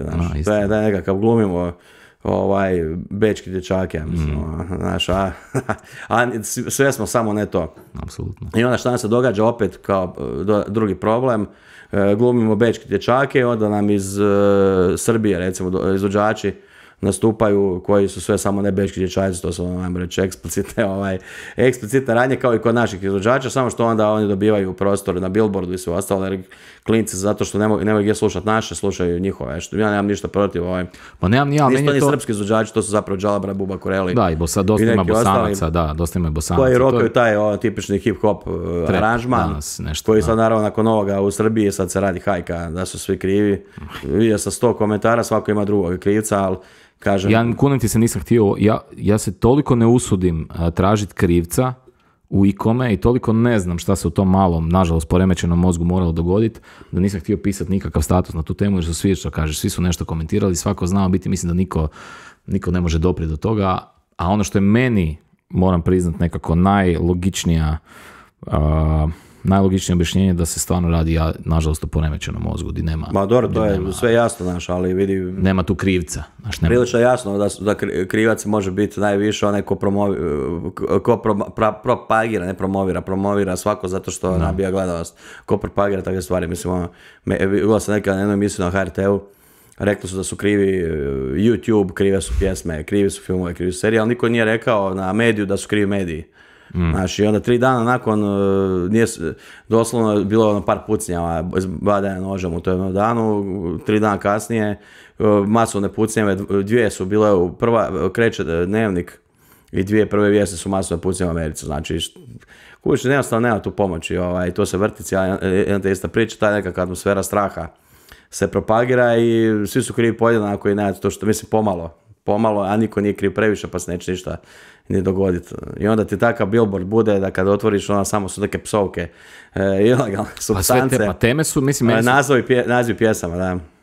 Ja sam, pripremajući se za ovaj podcast ovom, preslušao, dao sam si truda jučer u pauzi na poslu, pa sam preslušao prvih top 10, gdje u Grša, ja mislim, naš izvođač jedini koji je u 2 puta u tih top 10, ostalo su sve generacija Z ili ti izvođači. Ja ne mogu shvatiti da to neko ko ima više od 17 godina može slušati, iskreno. Ne, uopće neću ulaziti u neku estetsku komponentu, nego, meni je to, Pa to i sluša mlađa publika. Znam. Oni nabijaju, razumiješ, oni nabijaju klikove, oni nabijaju cijeli taj, mislim, u streaming servisi gore pod njihovim prstima. Zato tu sad opet da napravim mali, da se vratim na Porin. Da li ti misliš da bi Porin trebao nagrađivati takve uratke? Pa sad to ti je ono opet, znaš, kad gledaš povijest... Ne bih htio da ti ja ispadne neki intelektualna elita ili muzički elitist, nego me stvarno zanima tvoje mišljenje. Stvarno mislim da treba nagrađivati, da. Zato što je tako, sad mi zaboravljamo, mislim naravno tad nije bilo toga, ali zlata vremena punka, zlata vremena rock'n'rolla, o čem se sve pjevalo, mislim. Ima pjesama koje su veličale serijske ubojice, mislim, u Americi, koje su bile prilično nagrađivane pjesme i hvaljene pjesme. Bendovi šta sve nisu radili, od Gigi Allena pa nadalje, Satan Panonski, mislim, isto tako, malo je alternativnija mjuza, ali Goran Bare je već nekako nama tu mač, a s druge strane čovjek je onako standardni primjerak. Nije, znaš, ja mislim, ale moj, da je Goran Bari Jesenjin za ovo što se radi na ovoj trap sceni. Da, ali ja mislim da to dosta tih izvođača koji to repaju da je privatno, mislim neke i znamo, ono, privatno su... Sigurno nisu takvi. Privatno naravno, nisu takvi, znači onda te to u biti, jedino što ti možeš tu nekako osporiti je taj fejkeraj, kako bi to nazvao. Nije fejkeraj, meni je to, ja nemam tu šta osporiti, osim da oni to isključivo rade radi love, jer ta muzika stvarno, ali iskreno, to ko da kažeš da, ne znam, prije 20 godina jedan najvećih hitova bio I'm a Barbie girl, evo, tog sam se sjetio, ko da kažeš da ima neku umjetničku vrijednost, nema. Ja ti bih rekao da je cijeli pop glazba isključivo radi love, više manje. Je, ali u pop glazbi ima kategorizacija, znaš, ima glazbe koja je smeća, ovo je, ima i glazbe koja vrijedi u popu, ovo ja mislim da vrijedi. U kontekstu vremena, znači Beatlesi su bile najveća smeća kad su izlazili van, znači roditelji su te ono Lucy in the Sky with Diamonds, znači u vremena najvećih problema sa konzumacijom LSD-a, oni pjevaju o tome i pjesma postaje broj 1 na radiju BBC-a. Znači sigurno nije bilo ljudima drago zbog te pjesme, ja ti garantiram, a već je bio šund. Mislim, današnje perspektive Beatlesi su najveći band svih vremena možda. Da li možeš zamisliti period u 20-30 godina gdje će ovi tipa čuju se ko kalaši da ti budalasi da će to biti Beatlesi? Mislim da neće biti. Zato što neće ta vrsta glazbe, trap je u hip-hop nekakvoj obitelji jedna od podgrana koja je trenutno popularna, ali pitanje je će biti popularna kroz neko određeno vrijeme, dok je pop, odnosno način pjevanja Beatlesa u samom popu je ono mainstreama. Znači.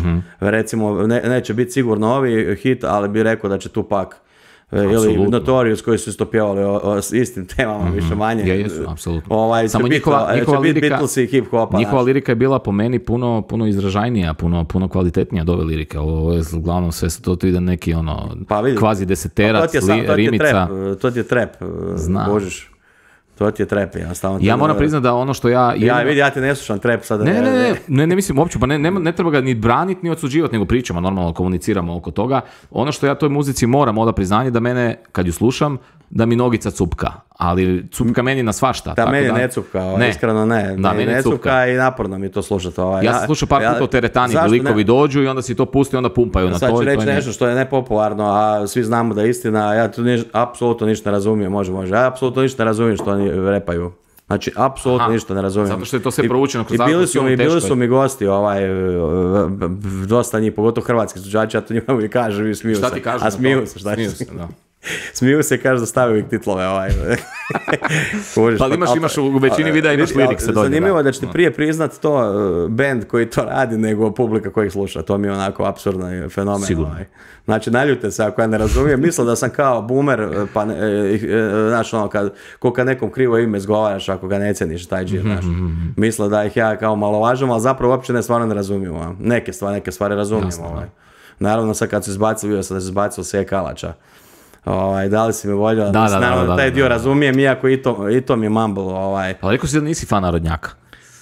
Ne, nisam rekao da nisam fan narodnjaka na proslavama nekim, nešto. Ali ovako sam, ja volim ove stare narodne, ti volim i volim Sevdah baš volim. Onda jedno moram ti zasvirat, čovječe. Moram ti pozvat, di ćemo se, sevdalisat, tako da dođeš čuti. Sevdah volim stare narodne i neke nove koje su, ali to mi sve rijeđe, znači, jer i narodna bi postala ekvivalent trepu, to ti je nekakve najniže strasti, izvedena te nekakav... Pa to sam htio, znači upravo u tom kontekstu ti smatraš da bi te trebalo nagrađivati, neko će sad povući paralelu, da li je trebalo nagrađivati turbo folk, da li je trebalo nagrađivati... Ne može povući jer bi ja to napravio drugu paralelu, trap mi je ekvivalent današnjim MTV glazbi koja dobiva Grammy-e. Znači, to mi je glazba koju ću ja prekosutra zaboraviti. Znači, ja nemam pojma, oglasam neki dan, zato što sam tražio jedan band na dodjeli Grammy-a, nisam mogu sjetiti kako se zove, pa sam tražio za prijatelja da mu pošaljem. I onda sam vidio ko je dobio nagrade tipa 2017, 2016, pa to su pjesme katastrofa. Da više ja ne moram priznati da nisam pratio. Da, to je pjesme, mislim, sad kažem opet, možda smo mi stariji, ali mislim da nisam stariji, jer ja slušam elektroniku i to novu elektroniku, dosta novih izvođača iz 2022. 2023. su mi odlični. Znači, ja sam baš, ne mogu sebi reći da sam nekakva stara krama što se toga tiče. Jel? Elektronika mi je top, izbacio stvarno dobru muzu i može se uvijek naći. Naravno, može se naći i u trepu i u svemu ostalom, a pričam sad ovdje isključivo o mainstream glazbi. Mainstream elektronika mi i dalje dobra elektronika, koliko god je naporna, zna biti I stvarno sam uvjerenja da najgori set Solomona bi mi bio bolji od, ne znam, koji je ono full mainstream postao, kako kad naravno, ali više manje, nego nekog trepera kojeg mi se ne sluša, a da je najveća zvijezda i da mu je to najbolje. Znači, ja sam prilično siguran da bi ovaj loši od Solomona bio bolji. To ti je jednostavno do toga da, pa trud, znaš. Da li pratiš ove... Moram još jedna dobra misao. Prošle godine nisam mošao, nažalost, kupili smo karte jer mi je cura htjela ići na Justina Biebera, na ovoga, kako se zove, na Siget Festival, a ja sam htio ići jer je bilo istu večer Stromae. Je bio i Justin Bieber i ona bi kao na ovoga, ja na onoga i nismo na kraju ošli, kupili su karte, pa propale su i Fred mi ošao sa svojom curom tamo i Justin Bieber nastup, čovjek kao ima neki problema, čovjek na playbacku pola pjeva, pola ne pjeva, sjedi na stolici, završio nastup, 45 minuta čovjek pošao pedala, ode kući. Znači, tak sam isto čuo, sad neću, jer sam čuo iz prve ruke, pa sam je glupo trača ko baba, ali na Exitu, nekim drugim festivalima dođu strani mega hit izvođači i on doslovno gleda na sat kad će završiti pjeva na playback, pola ne pjeva, kuća to ne mogu razumjeti. Solomon, šta god da rekao je, Solomon na najgorem svom nastupu se iznoji barem. Znači, ovi stari izvođači, evo, novi izvođači, Ed Sheeran kad dođe, čovjek izgubi 2-3 kile po nastupu, skače, uživljamo nastup, ja ne znam šta je tim, mislim, kaže, neće reći treperima, naši treperi stvarno skaču. I stvarno se užive u nastup i bude super nastup, zato ljudi to koji vole, jer su im nastupi odlični. Ali neki strani izvođači, nije mi to jasno koji je to moment, naplati $500,000 neto nastup i dođe, odradi preko kurca, kako se kaže, ode 5 minuta ranije, u private jet i već u drugom gradu. To je nepoštivanje prema ljudima. Apsolutno. Ja misliš da neko od tih ovih mladih, ako maknem Bubu i Džalu iz jednadžbe, misliš da neko od tih mladih trepera koji su sad pod to okriljem te generacije Z može napuniti išta u Zagrebu? Pa može, kako misliš? Pa, Devito. Mislim da može sigurno Devito. Može kako se zove, što je bio nekakav par sa ovom, ima 21 godina. Breskvica, Nuči, kako se zove? Ne, može Nuči sigurno isto. Da. Korona rimski mogli bi, sad kaže, nije da ih slušam nešto, neke slušam, neke mislim slušam. Nije da ih slušaš, ali dobro znaš. Ne, pa znam, pa kad su mi to sve potencijalni gosti za podcast, Korona rimski su mi bili, oni su i moje godina, pa onda nisu taj, kako bi rekao, mentalitet njihove. Ovo su mladi momci, neka sam gledao kod ovoga Davida u ovom Davkastu, pa sam čisto da bacim oko da vidim jel bi meni bili dobri gosti. I to su sve pametni ljudi, znači nisu to nekakvi ljudi bi mislili, ali vjerujem mi da bi u komentarima izlazili nekakve budale, ali ne može budala raditi tako. To su pametni ljudi, vrhunski producenti, odlični su na bini, što je isto neki više, neki manje, ali to je taj nekakav moment koji mora biti nekakav kontekst zašto je neko postao poznat, naravno neko postane jer ga se gura, ali bi rekao da su ovi, to je zanimljivo, to je sad dobra tema možda, ovi su postali, kako bi rekao, nativ zvijezde, dok rekao bi da se kod nas puno više guraju zvijezde, odnosno zvijezdice nasilu nego u Srbiji. Svi ti koji postanu zvijezde sa 10 milijuna pregleda po albumu, po pjesmi, su stvarno odradili nešto da bi to i napravili. Znači, ili su PR-ovski vrhunski stunt, ili su neki, ne znam, arhetip svoje generacije, ili su odlični performeri, ili su odlični producenti, ili su neki stvarni kriminalci, pa se zbog toga Kod nas, ja ne znam, evo, neki izvođači budu zvijezde, ja ne znam njenu njihovu pjesmu, ne znam uopće čim se oni bave, ne znam gdje su sada, kužiš, šta hoću reći. Apsolutno. Znači da se, evidentno da neko stoji iza njih puno više nego iza ovih. Sigurno, meni ono što je u toj cijeloj priči, meni kao glazbeniku problematično, što gledaš jednog vodećeg srpskog youtubera Baku Praseta koji radi takve pjesme, onda se pitaš ako on može to raditi, znači ja sumnjam da on ništa tu radi na njega vjerojatno naštelaju do vuku ga i govori mu to sad pričaj, i onda ja samo iz tog nekakvog estetskog i kvalitativnog momenta se pitam kakva je to muzika, da li ta muzika ima nikakvu vrijednost. Odlična je produkcija, vidi, odlična je produkcija, super, ali da li je to dovoljno? Pa, očito da je dovoljno. Da. Pa mislim, kažem, evo, rak rana hrvatske glazbe, osim autorskih stihova i toga je po meni produkcija. Nekako se držimo u biti u tome zato što radimo sa Srbima sve više. I to nas nekako drži. Imamo puno tih domaćih, najviše trepera, što isto zanimljivo, i repera koji rade svoju odličnu produkciju. Ali ovo ostalo, pa gdje je naša zabavna glazba nestala, ja ne znam šta se s tim događa. Imaš 3-4 pjevača, svi su iz istog tabora, više manje, nemaš uopće, znači, baš smo gadno ili osnovno, nije čudo da slušaju svi nekakve druge produkcijske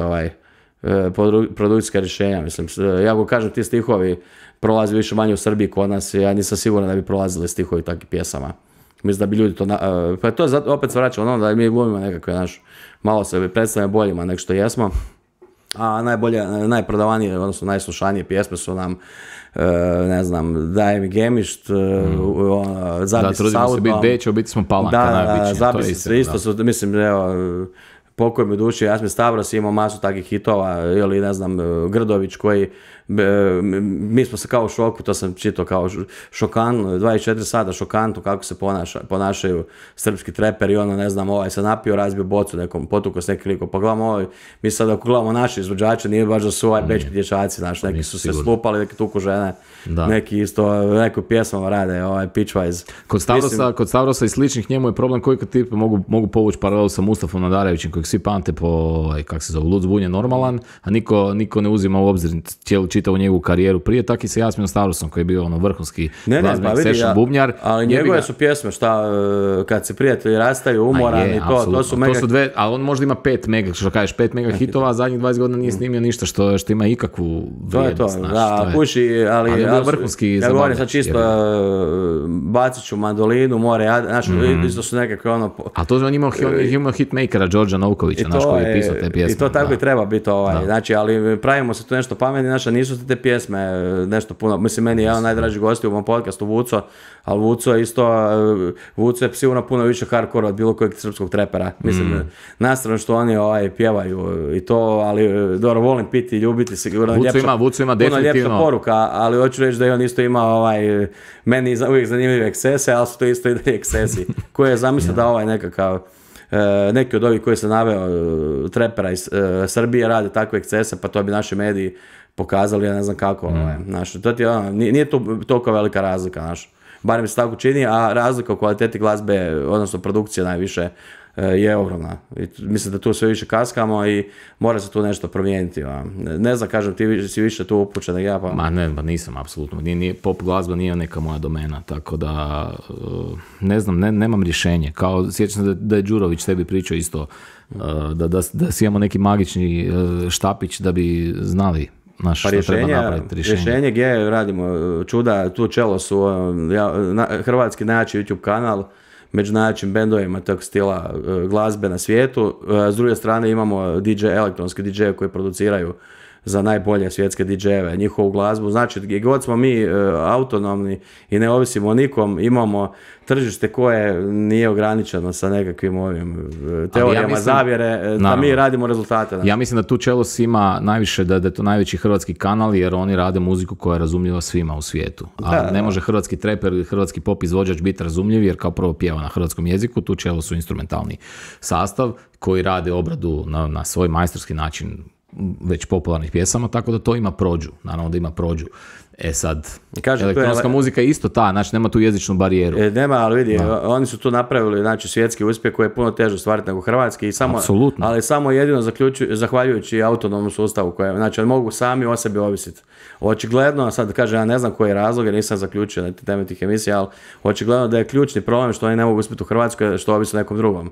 Jer da ovise sami o sebi, ako su uspjeli u Americi, valjda bi uspjeli u Hrvatskoj. Bar producira nekom drugom trap stvari, karikiram. Da. Znači, vjerujem mi da ima nešto. Znači, mora biti nešto. I mislim da je dosta ljudi uništila, dosta glazbenika uništila su ove talent show i to. Mislim da to sigurno im nije pomoglo isto. Da, vidiš, ne znam što bi mislio o talent showima, iskreno. Mislim, meni to mi sve djeluje kao instant zabava, što vjerojatno i je. Da li se tu... Pa ovaj mali Marko Bošnjak koji je sad osvojio Porina i proizašao iz takvog nekakvog showa, ali on je bio na RTL, mislim Pinku. na Pinkovim zvijezdicama, čini mi se. Da moram priznati da ono što je tad pjevao kod dijete meni 100 puta zanimljivije nego što pjeva sada. Nisam. Ali to je sad, puno ti poslao neke linkove da vidiš kako je mali pjevao kad ima 10-11 godina. To je bilo za naježice. Ovo sad što radi mali odličan pjevač, ali pitanje šta će biti od toga. Pa pogubili su se, znači jedino ko tu vidim da radi dobar posao, mislim nekom dobar, ali što se tiče toga, nekome ne, ali što se tiče tog ti radi, to je Huljić. Huljić fino vidi, znači dođe mu, ti ćeš to, točno je to i to ispadne dobro uvijek, mislim ne znam sad je uvijek, jer ne prati nešto, uvijek, ali gotovo uvijek. Znači, da, i Huljić ima, znači, u tim našim, rekao bi, elitističkim glazbenim krugovima, većina ljudi se podsmijehuje Huljiću, a da li bi bubrek da mogu biti Huljić. To ti tak ide. Ma dobro, to sad da kažu ti... Huljić ima tu genijalnu neku crtu u sebi koji je stvarno ogroman hitmaker, vjerojatno najveći koji je Hrvatska ikad imala i sad, znači, ti to možeš prihvatiti kao činjenicu ili biti javan na to. Keđe pričao u podcastu, jednu sekvencu sa Porina, kad mu se Pored zgadio je da je došao sa, kao imali posebne goste i Jelena Rozga je bila jedan posebni gosti, kad je bilo ono mega popularan sa onim, ne znam kojim pjesmama. Bižuterija, vjerojatno. Ne, Bižuterija je, znam te pjesme, ali se mogu sad sjediti, Bižuterija i to. I došla je tamo i kad izlazila na pozornicu, niko živ nije zapljiskao. I kaže, to mu se zgadilo. Zato što je Porin je u nekom trenutku Rozga je dobila... Pa sam ja rekao, bacio sam punch, dobar, rekao sam to zato što sam navikli da na njihovim koncertima isto niko ne piše. Bam! Mislim da se desilo da je Rozga dobila Porin, nek me isto neko ispravi ako griješim, da je dobila Porina za hit godine, kategoriju koja više ne postoji na Porinu. Postojala jedno vrijeme, onda su... To mi je ono, Nive Celsius, Kiklop. To sam sa Strukarom pričao tu kad mi je bio, znaš. Ja uvijek, ja vrtim korelacije, ja nemam ništa, ja bih htio da mi Nives Celsius dođe, ona mi djeluje kao vrlo pametna žena i kao žena koja zna šta radi, pogotovo i da prodaje svoj brend vrhunski i mislim da bi s njom imao vrhunskih tema za razgovor, ali neminovna činjenica je da ne možeš, i to je ono to je ono što mi ne da mira u cijeloj toj priči, da li to što je Nives Celsius osvojila Kiklopa, da li znači da je to najbolje što je tad proizvedeno u Hrvatskoj? Nije najbolje, nego najprodavanije. Najprodavanije. Pa to te ja pitam. Pa to je činjenica. To je, ali onda po tome ispada da je Harry Potter najbolja knjiga svih vremena. Ne najbolja, nego najprodavanije. Pa znam. Ali ovdje nije bilo najbolje. Ali tu se miješaju kruške i jabuke. Oni su imali za najbolju i za najprodavanije. Znam. Ali tu se recimo, kad je Porin u pitanju, tu se često miješaju kruške i jabuke. Tu sam vidio svog imenjaka, generala Voa, da je tebi komentirao na status, da kao svi koji su na Porinu nisu, pola njih nije prodalo, kak je napisao, pola, svi skupa nisu prodali CD-a i ploče komi. Ja onda vidim da on miješa kruške i jabuke. Ali ja bih ti rekao da oni namjerno miješaju kruške i jabuke zato što bi oni nekako hit godine, a to ne mogu imati i onda mogu jedno imati pjesmu godine koju sam sebi na nekakav način osiguraju. Da, ali na Porinu ne mogu ni imati pjesmu godine jer kažem ti, na Porin ne ulazi uopće nebitno koliko ima klikova. Može ima 2 klika i biti pjesma godine. Sad tu ja i ti možemo raspravljati da je to besmisleno. Ne, kažem ti, oni bi, da je njih pitaš, ali onako stvarno iskreno ja ti garantiram da bi 100% njih reklo da bi radije hit godine nego pjesmu godine. Sigurno. Znači, ali i tu ti dolazi, zato su oni, znaš... Vjerojatno su zato i ukinuli, ali ostaje Cesarica kao hit godine. Na Kiklopu su ti ukinuli vrlo jednostavno, zato što su mislili da će oni dobiti iz nekakvog ego tripa, da će oni dobiti najprodavaniju knjigu godine, ali to naravno da se nije desilo. Znači, to ti je ego trip, ja mislim, jer oni su povjerovali da su njihove statistike prodaje knjiga točne. Ali to je zajebi ogroman bio, da. Mislim, i to ti najprodavanija knjiga 2022. Krešimir Mišak, Transhumanizam, samo što oni to ne znaju i onda bi oni stavili na svoju dodjelu nagrada, mislim, pod svoju, ne mislim da je konkretno njihova, nego da je iz zraje njihove nekog interesa sfere, najprodavaniju knjigu jer bi smatrali da je to neki njihov dobio jer je prodao 500 knjiga i onda kad bi shvatio da je prodao 10 puta više, bili bi u šoku i nevjericu, onda bi sljedeće godine ukinuo nagradu. Kad su ukinuli Kiklopa za to? Pa ne znam, ja mislim da je Kiklop ukinut generalno. Aha, nema ga više, da. Nema ga više, da. Nisam sad siguran, ali nije ni bitno biti. Jer koga na kraju to i zanima, znaš. Ali to ti je kad radiš takve stvari, onda ti ljude boli briga za tvoje nagrade. I to je to. Bilo bi najbolje da ja dodijelim nagrade Ratka Martinovića, ja dajem 10.000 eura za nagrade i onih ja osobno dodjeljujem po svom nahođenju. Ja garantiram bilo poštenije nego ovo. Jer sustav toliko korumpiran da, ne korumpiran da je nekakav interes financijski, nego jednostavno isprepleteno toliko loših interesa da je to smiješno, znaš. Meni to djeluje ko jedna, ko light motiv čitavog ovog prostora našeg balkanskog. Tako mi to djeluje. u svemu, u svakoj pori društva. Pa je, ali kažem, samo u Hrvatskoj je to se očekuje. Misliš da u Srbiji nije to tako? Mislim da u Srbiji puno više pjesama koje su stvarni hitovi budu hitovi. U Hrvatskoj radio hitovi godine u top 20 ili na televizijskim emisijama su puno veća, ajmo reći puno veći nekakav razlika u biti između stvarnih hitova i oni koji su hitovi godine na televiziji radiju nego u Srbiji. U Srbiji bi hit godine na televiziji bio Džalabra Bubakorel ili nekakav narodnjak. U Hrvatskoj nema šanse da bi hit godine bio, sad ne znam, Hilsona, kako zove, ne znam kako zove pjesma, Cura iz kvarta ili Grše, ne znam, 2-3 pjesme koje je sad izbacio. Nema šanse da to se neće, ali 90-ih ide po obistu desila, jer je više hitova bilo, više pjesama, Hrvatski velikani bio hit godine te pjesme, znači negdje 96.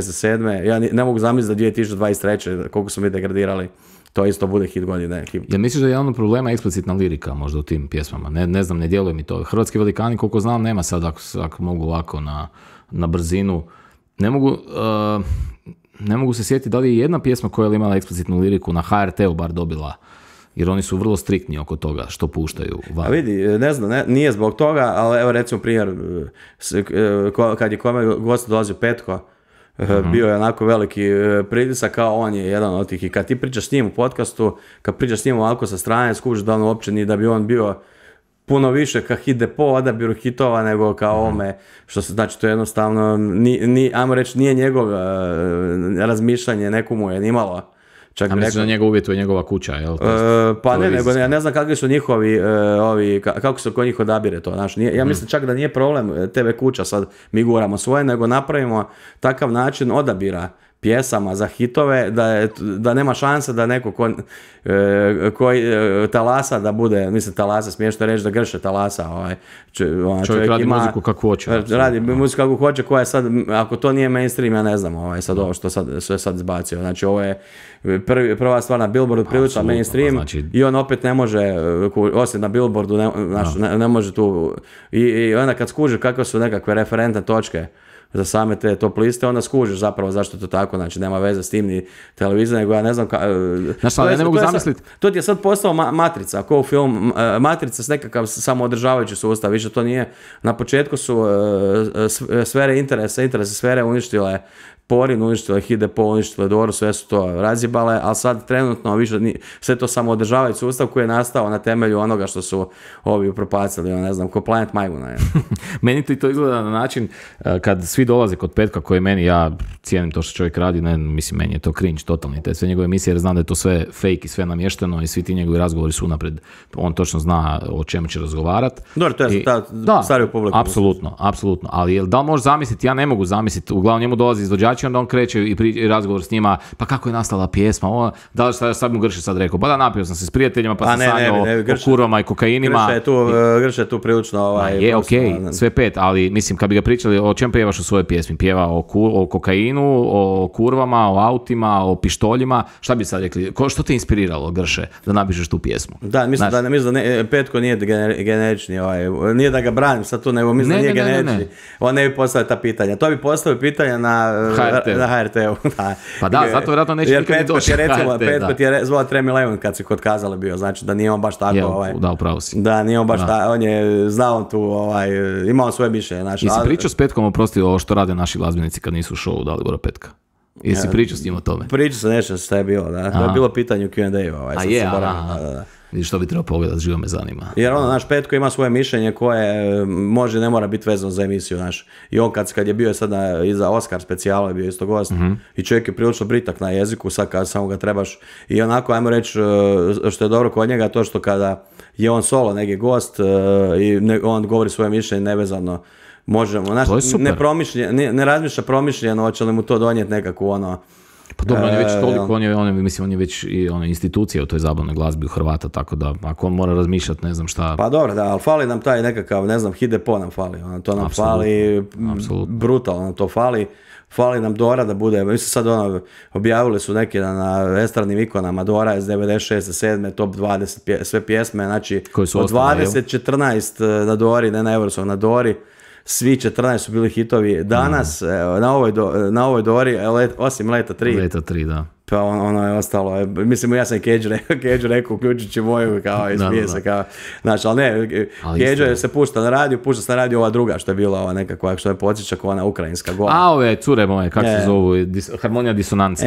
Ukrajinska goa, malo mi na to vuče, onaj što je bio band isto, vrlo interesantan band, zato sam ga i zapamtio, ali, znaš, to su ona pjesme koje neće, ali zašto neće sad opet? I opet uzmeš tu 96. 7. 8. koje god godinu uzmeš te popis, u kontekstu vremena popis izvođača i u kontekstu vremena popis izvođača danas na Dori su početnici koji se uče pjevati doslovno, ja ne znam kako to druče nazva. Znači. Pa ja mislim da svakoj... Dok su tamo legendarni izvođači. Sigurno, ali ja mislim da svakoj afirmiranoj zvijezdi u Hrvatskoj nije uopće na interesu ići na Doru. Šta će na Dori? Znaš, šta mu to može donijeti? Pa zato što... Pogotovo imamo, u zadnjih 10 godina imamo potpuno negativni prizvuk. Kad spomeniš išta što ima veze s Dorom, ono... Zato mu ne može ništa donijeti, zato što je tako kako je.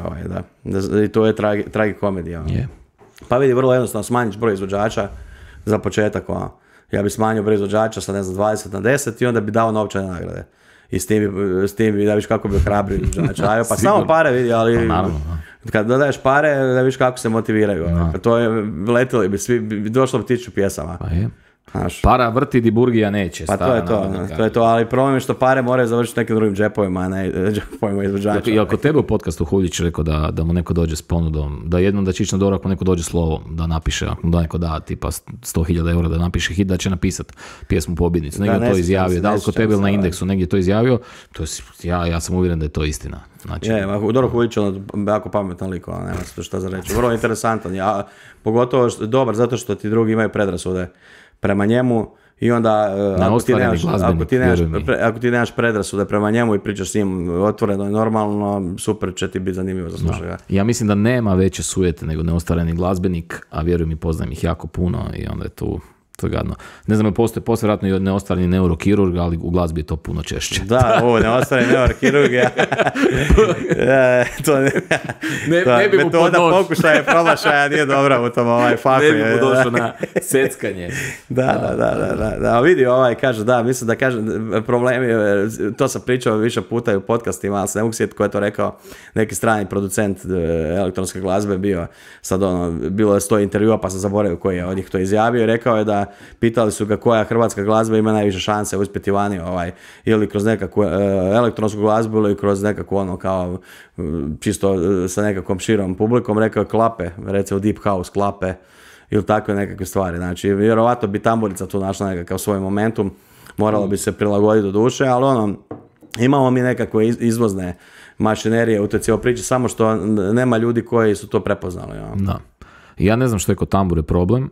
Spominjao sam Solomon je Mladen Solomon, čovjek iz Travnika, znači da glazbenika s ovih krajeva ima koji su svjetske zvijezde, nije isključeno da bi se to moglo kod nas, samo kažem treba se desiti Pitanje što je, kažem ti počeo sam pričati o tamburi, ne znam koji je problem, jer više ljudi koji nisu u glazbi su mi rekli da ne razumiju zašto tambura nije popularna kao što je, ne znam, u svijetu kao što je popularna tipa grčki buzuki, kao što je popularna balalajka, ruska ili ne znam, mandolina koja je italijanska i portugalska. Ja ne znam, niko nema točan odgovor na to pitanje. Točan odgovor moguće da je to što nikad nije imala penetraciju nekakav svjetski film. Upravo recimo, to, bravo, falio je Kusturica, recimo, ili Greg Zorba. Viš, to je Kusturica napravio s trubama. Da, kaže, Kusturica je to napravio s trubama. Tamburici jedino što fali je nekakav film koji će to propagirati.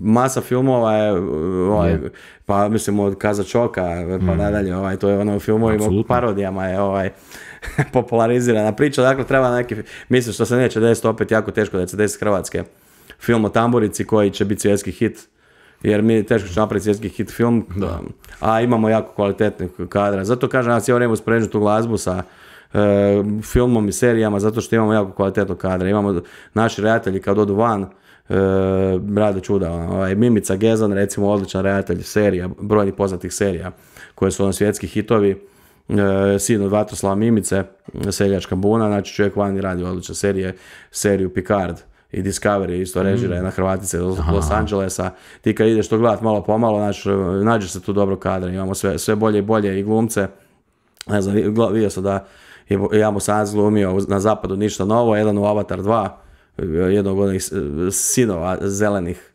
koji su bili u filmu, znači da glumci polako pa ima dosta penetracije, recimo, hrvatski, iz srpskih glumaca na tržište. Hrvatski isto odlično prolaze, što je. Da. Pa Goran Bogdan, jel tako, bravo, da. On je u Fargu, jel tako, njegov je nekako, on se od Farga. Od Farga ima stvarno dosta tih uloga, ima kako se zove, od Nike Krančara. A Zrinka Cvitečić glumi sad u seriji The Power, mislim da je to isto veliko. Gdje ide ta serija? Na Amazonu. Znači to ti isto top stvar glumila i u nekim drugim, mislim White Lotus neko je glumio, sad ne mogu sjetiti točno ko. Znači ima, pa ovaj naš iz Danske čini mi se, ovaj što je sad glumio ovu. Isto je bio je sad kod Stankovića nedavno. Bravo. Da. Njega isto se može iskoristiti, čovjek priča hrvatski, dovoljno dobro da ga se može koristiti u filmovima. Rade Šerbeđija, Goran Višnjić, ima tu dobrih glumaca, dobrih redatelja, scenarista, samo što su svi vani naš. A u glazbi pretpostavljam da je ista stvar, samo što ja to ne znam. Pa Krista Novoselić, znači zašto mi ne iskoristimo brand Krista Novoselića? Čovjek je živio, pa sam je rekao, pričao za Nirvanu kako mu je došlo, to se vidi na nekom podcastu, da je živio u Zadru, da je išao u srednju školu. Stvarno? Da, to se na nekom podcastu gledao. I rekao da je Nirvana, da je neke jugo bendove, je rekao da su ga, da je izvuko rifove od njih.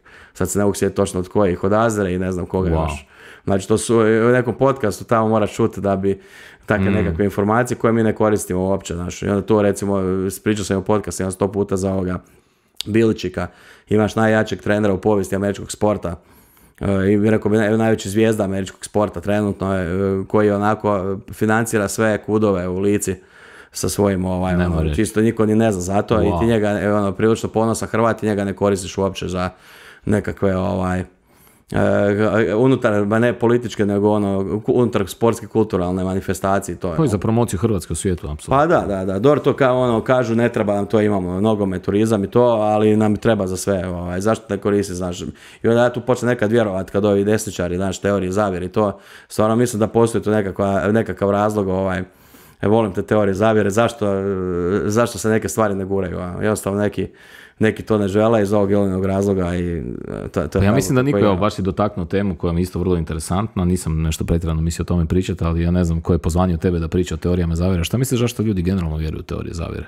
Aha, pa mislim, zato što su neke se pokazali istinitima. Neke su se pokazali istinitima. Ja mislim da negdje sam čitao ili na nekom podcastu gledao da ljudi kao takvi imamo gen za praznovjerje, imamo gen za magiju, a nemamo gen za znanost. Tako da, jednostavno praznovjerje jer nekada, vjerojatno u povijesti čovječanstva te praznovjerje te izvuklo u nekoj situaciji, jebi ga loša mi je termin praznovjerje jer je nešto, praznovjerje je nešto znanost, onda to je Arthur C. Clarke rekao da je paranormalno možda znanost koju još nismo otkrili. Znači, to je, mislim da je jedna jako dobra. Ali ne znam kako bi preveo superstition sa engleskog nego na praznovjerje. Gledao sam nedavno Michio Kaku je bio prije 2 dana kod Rogana. Da. I ono što mi sviđa kod Michio Kaku, a to što za bilo kakvu najfantastičniju tvrdnju od Rogana, on kaže moguće, ali ovisi o postotku.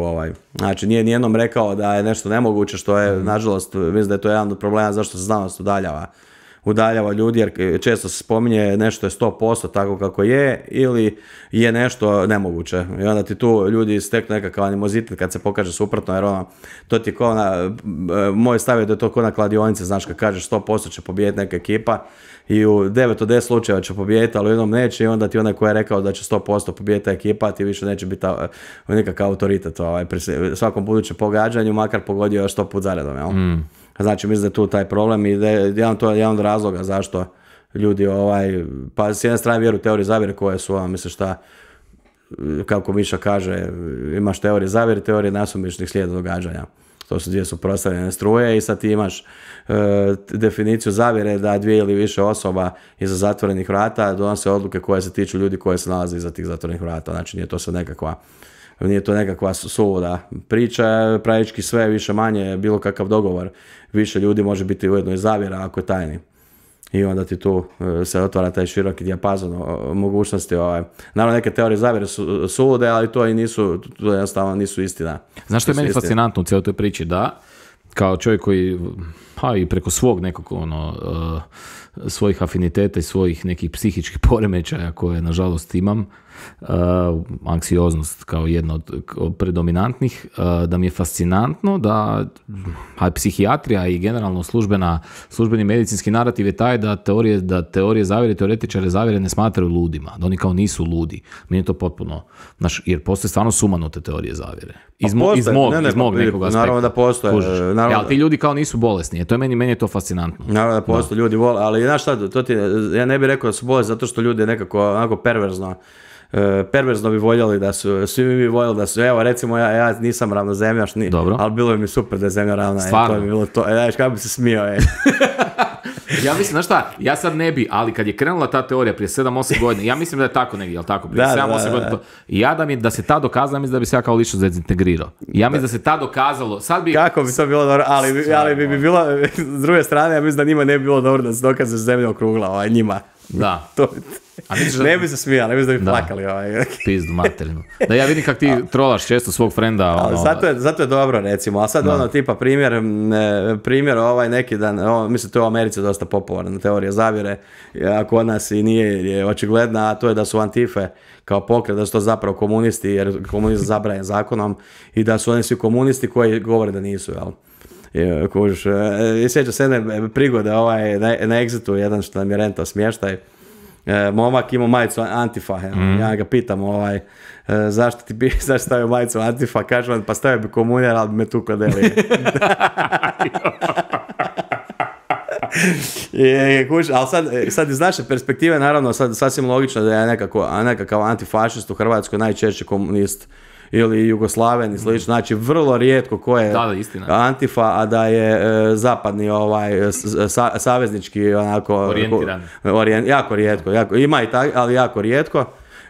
Jer znamo šta, i onda ti iz naše perspektive to teorija zavjera u Americi ispadne smiješno, jer gledam, pa to je očigledno, ali očito da nije očigledno, znači takve neke teorije, mislim pa David Icke je pisao 98. u ovoj knjizi Najveća tajna o Epsteinu, o bivšem engleskom premijeru, o svom kolegi, znači David Icke je radio na televiziji BBC-u kao voditelj nogometne nedjelje rezime kola i onda ti on to uzgoste kako kod nas HNL nedjeljom što se vrti naš. Dobro. I on ti to vodio, uveo je Texas Hold'em poker na večer, ti on prvi komentirao nikad nije bilo na TV-u, znači čovjek onako ekstremno popularna osoba i njegov kolega sa BBC-a Jimmy Savile, onako danas imaš dokumentarce. Savile, pa gledao sam. Da, sve ti je jasno, ima čak i David Icke u jednoj sekvenci sa Savileom dokumentarcu, da. I je napisao knjigu gdje je rekao da sve što znamo, neću govoriti, možeš i tako govoriti, ali će to ruši da ima pedofilskog on to sve nabeo, ga je tužio, a svi su ga novinari napali da je sramotno. I onda kad je umro Savile, naravno, dosta kasnije, 10 godina kasnije, je prošlo, sve su ti slučajevi izašli van i to je postalo normalno. Za Epsteina isto tako, iako imamo gro tužbi protiv sebe vezano za to. Alec Jones ista priča, sad naravno problematično je kada si po nekakvoj definiciji teoretičar zavjere ili kada si po vokaciji radiš kao teoretičar zavjere na najgledaniji kanala Infowars u Americi i onda ti moraš održavati gledanost i onda ti počneš, ja sam stvarno siguran, a možda sam u krivu, da mene David Icke, da Alec Jones u dosta tih teorija zavjere ni ne vjeruje, ali on to teatralno iznosi. Znaš šta će biti klikano. Da, i onda zato je recimo za ono što ima probleme, što je milijardu eura mora dati odštete. Nema pojma, da mi ispričaj. Sad nebitno. Ja mislim da čak, zašto nije mu tako razrađenu argumentaciju, zato što on i sam vidio tu teoriju zavjere, onda je sam išao gurat najpoznatiji i nije mu dobru argumentaciju, isključivo iz razloga u startu kada se to razvijalo, zato što nije ni sam vjerovao u to, jel? I onda je na kraju završilo kako je završilo. Da. Mislim, naravno da David Icke, ali to je mi zanimljivo Pernar u podcastu rekao za reptilo David Icke, rekao je David Icke toliko stvari iznese u svojim knjigama koje su ne samo utužive, nego doslovno za metak u čelo, da je morao izmisliti nešto što će ga pokazati toliko ridikuloznim da će ga toliko ljudi znati samo zbog toga, diskreditirat će ga da zbog ovog što piše, a istraživačko novinarstvo ne dobije metak. Znači misliš da David Icke ne vjeruje u reptile? Ja mislim da vjeruje, ali mi je pa pričao sa čovjekom više navrata. Ja sam Icke upoznao s Pernarom. Da. Ti si ga intervjuirao, tako? Da. Stvarno misliš da vjeruje u reptile? Mislim da vjeruje u reptile. A ti? Ja ne vjerujem. Mislim, ne vjerujem. to ti je ona situacija gdje ti nemaš stavi, Pa ja u ništa ne vjerujem. Jasno, da. Ako mi predoćeš dovoljno dobre dokaze, jasno, da. počet ću sumnjati u to, ali sad ovdje, ajmo reći, nije mi predočio, sve to super, odlično je to, znači, David Icke, ljudi pljuju da je loš pisac koji nikad nisu čitali ništa David Icke. Znači, David Icke je koji istraživački novinar i kao pisac koji radi onako knjigu sa glavom i repom, ajmo to tako nazvati, nekakvu konstrukciju knjige, jedan od najboljih autora publicistike na svijetu. Ja sam, dajem ruku u vatru, ko god kaže suprotno, idemo u argumentiranu raspravu da vidimo. Znači, ko kaže da on ne zna pisat, nije nikad čitao ništa njegovo, on izvrsno piše i radi dobru čak argumentaciju, sve, samo naravno cijela ta kronologija, znači ako nešto dovodi do nečega, ne znaš da to tako je, ti možeš bilo šta imati nekakvih logičkih zamki koje su onako na fakultetima za novinare predstavljene, naročito u Americi, gdje pokazuju kako od kako vjetra na Tajlandu neće nužno doći nekakav događaj u New Yorku, jel? Ili leptir, butterfly efekt, jel? Znači kako to sve nastaje. I mislim da tu David Icke, vidjet ćemo, kažem, ne možemo ništa znati sa sigurnošću, neće reći da to 100% ne postoje, ali ne kažem, pošto nemam nekakvih dokaza na temelju tog što znam, bi rekao da ne vjerujem u to, ali opet, mislim, problem je s tim nekim teorijama što ti isključivo idu do toga, vjeruješ li u njih ili ne. Ali zanimljivo je sa ravnom zemljom da će ti upravo ravnozemljaši govoriti da je to stvar vjerovanja, a onda će ti ići dokazivati. Pa upravo ja mislim da... Jer ti se idu rušiti, tu su sustav dva sustava različite dokaza, znači i ravnozemljaši i okruglozemljaši imaju prilično razvijen sustav dokaza.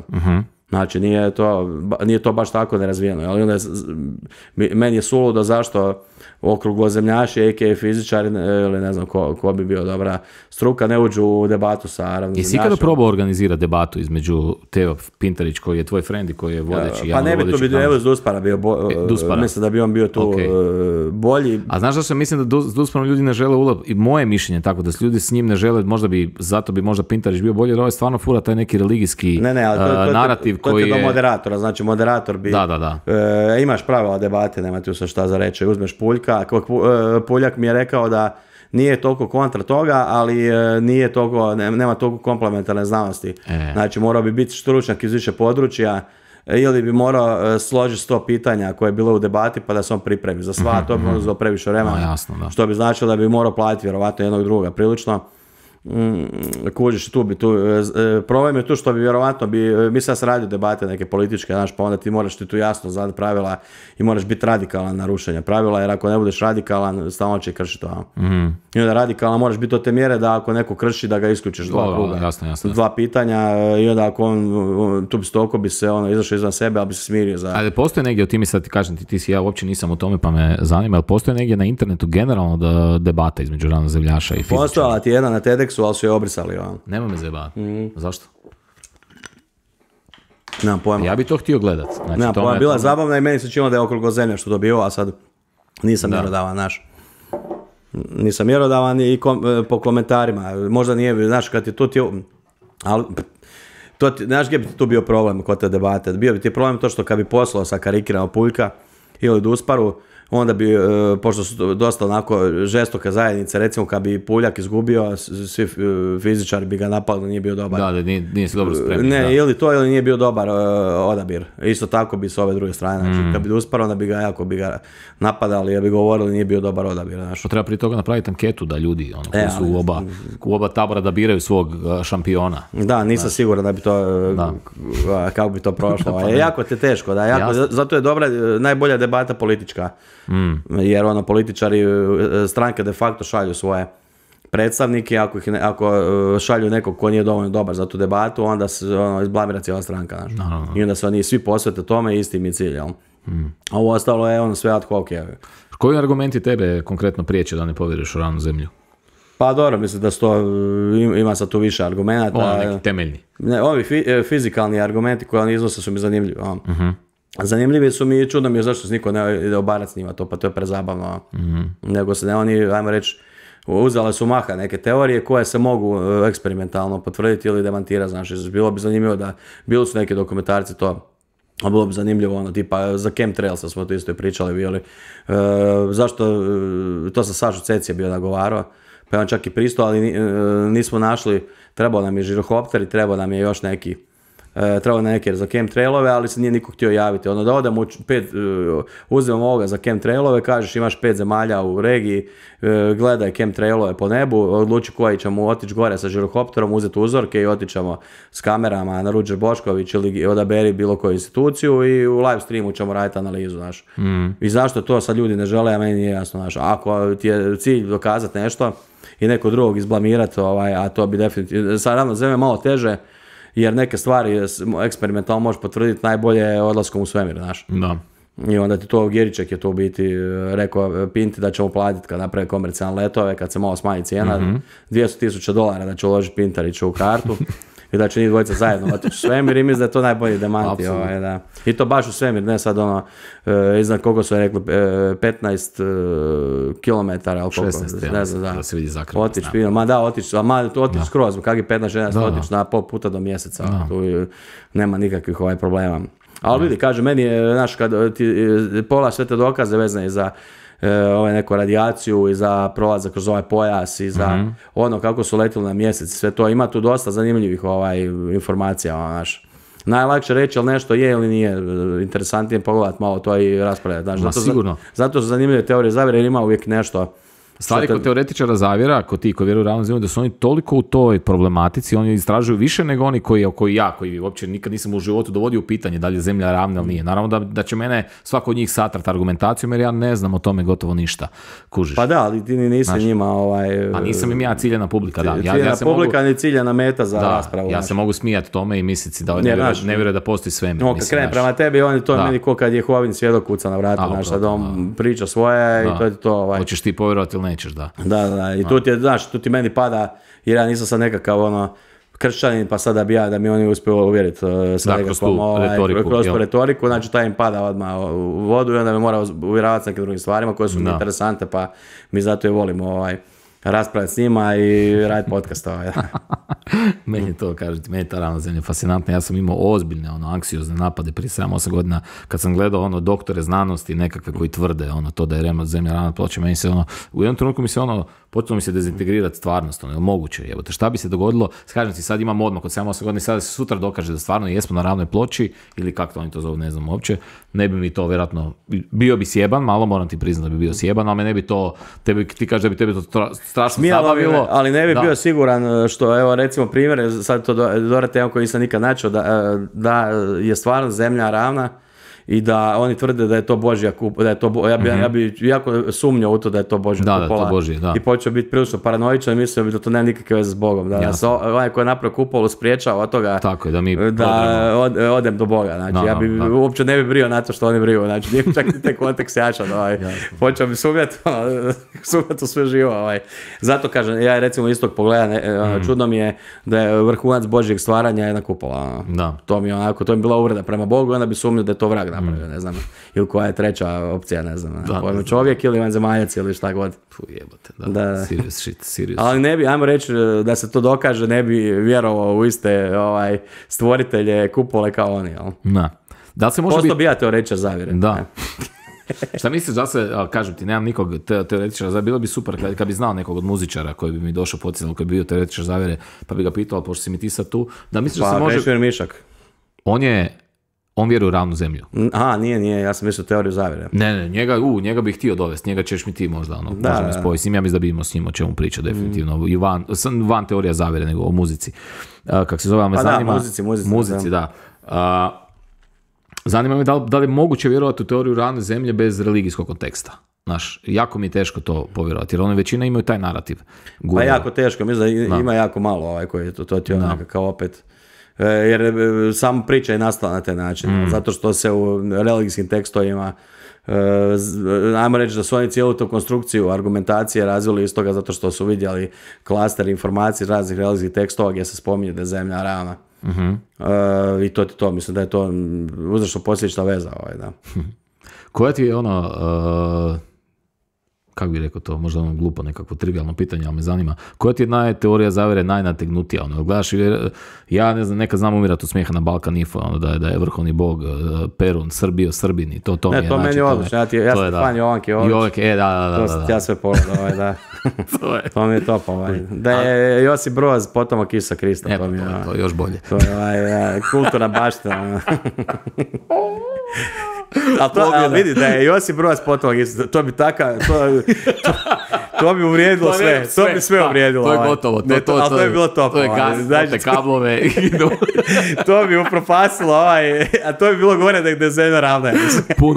Puno gore. Isuse, Josip Broz potomak, ovo još nisam čuo, svaka čast. Da. Jebote život. To je baš mindfuck. Znaš što ne, kažem ti. Big reset je. Da, ja se sad vraćam u tu cijelu priču, jer ta žena je očito funkcionalna. Znaš, ona nije u nekakvim psihijatrijskim standardima luda, a to što ona priča, to je stari, to je sumanuto do zla Boga. Da, ali vidi, to ti je možda, ima dijagnoza, zato ne sekiraj se.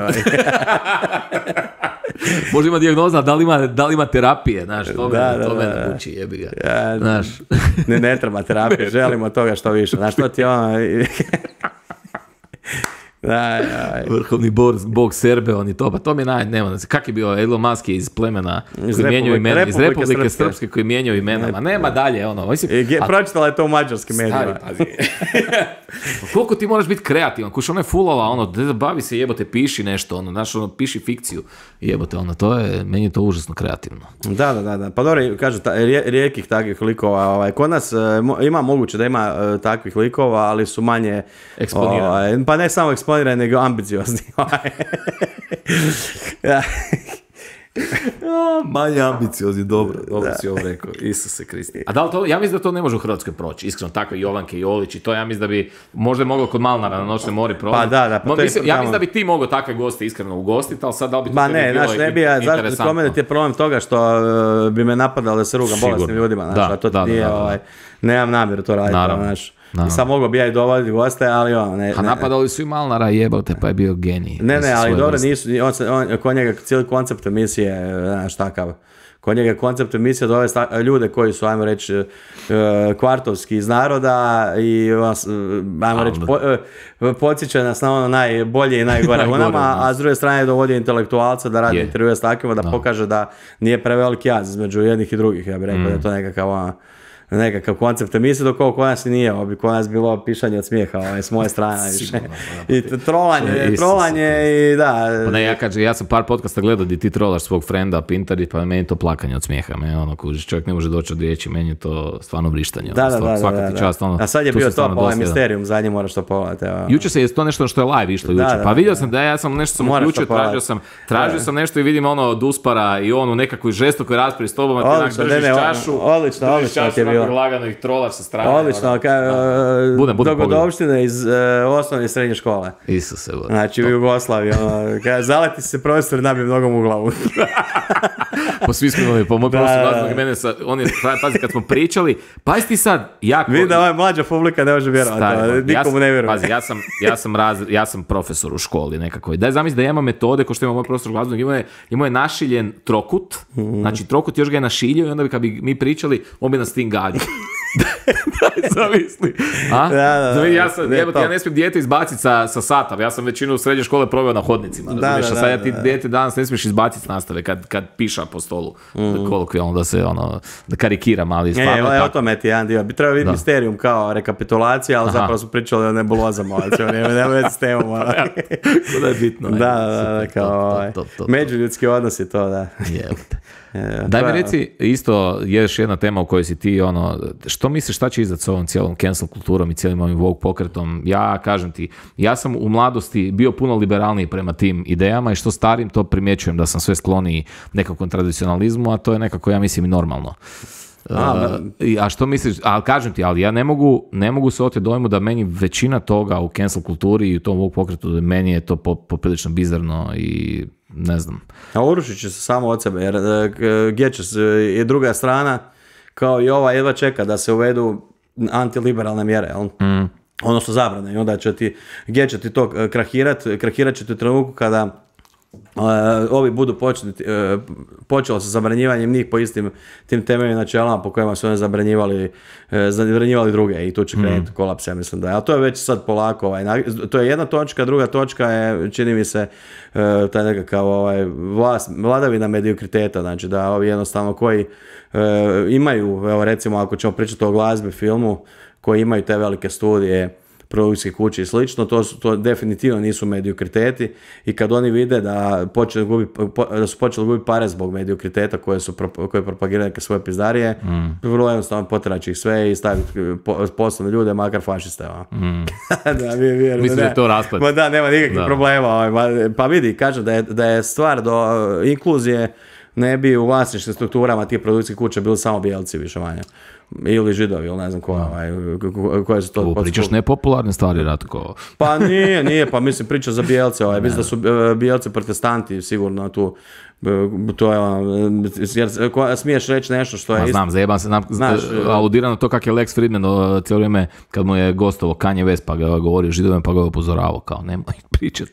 Ne, znam da pa vidi, ja ne pričam, ja sam onako, kažem, ne znam, ali ja kažem, ja sam jedan pobornika i judaizma, kabale i to, znači meni je to vrlo interesantno, ali hoću reći da je to nekakav milje, kako ćeš ga nazvati, bijeli muškarac na poziciji moći mi je debilana, pa onda mi je to nekako logičnije. To imaš, znaš, ti Old West likova, Deep South i ovih, znači to ti više manje to. Nemaš ti tu nekakvih ni čak ni previše žena, a kamoli da nemaš ovih manjina koje oni propagiraju kroz tebe pokret. Što je sasvim meni, ja nemam ništa protiv toga. Recimo Star Trek gledam cijeli svoj život i uvijek su fino na jedan onako vrlo pametan način suptilno ubacivali razne likove s kojima su radili veliku korist za te zajednice kojima su ih ubacivali. Sad je ovo, dođeš na kameru, ubacimo 6 likova od 7 i to počne iritirati jer stekne se, čak i da će to biti tako u budućnosti što mi ne možemo znati hoće li biti ili neće, ne možeš to raditi jer iritiraš sadašnjicu, znaš. I onda ti kada ubaciš 6 od 7 takvih likova, sad ne znam si vidio Oscar 2024. Imaju pravila imaju ti pravila pa tom inkluziji, ne znam kako se to, diversity model, po kojem će svaki film morati imati dvije od 4 točke. Jedna od te 4 točke je da glavni sporedni glumac mora biti žena iz manjine neke, sad nabrojane manjine neke, što je zanimljivo uvijek. Kad nabraju te manjine, uvijek zaborave neke druge. Pa, nažalost, moji Meksikanci uvijek najebu. Izvuku deblji kraj. Ima ih više od Afroamerikanaca i nema ih nigdje. Nema ih nigdje, samo kad su narkokarteli. Ne, zato što je voli kurac. Gušovima je stvarno bitan film, očito da im je to jako bitno. Bitno da nije kod njih još, koliko god je Oscar skrenio s nekog puta, Grammy, to je ipak ima nekakvu određenu težinu.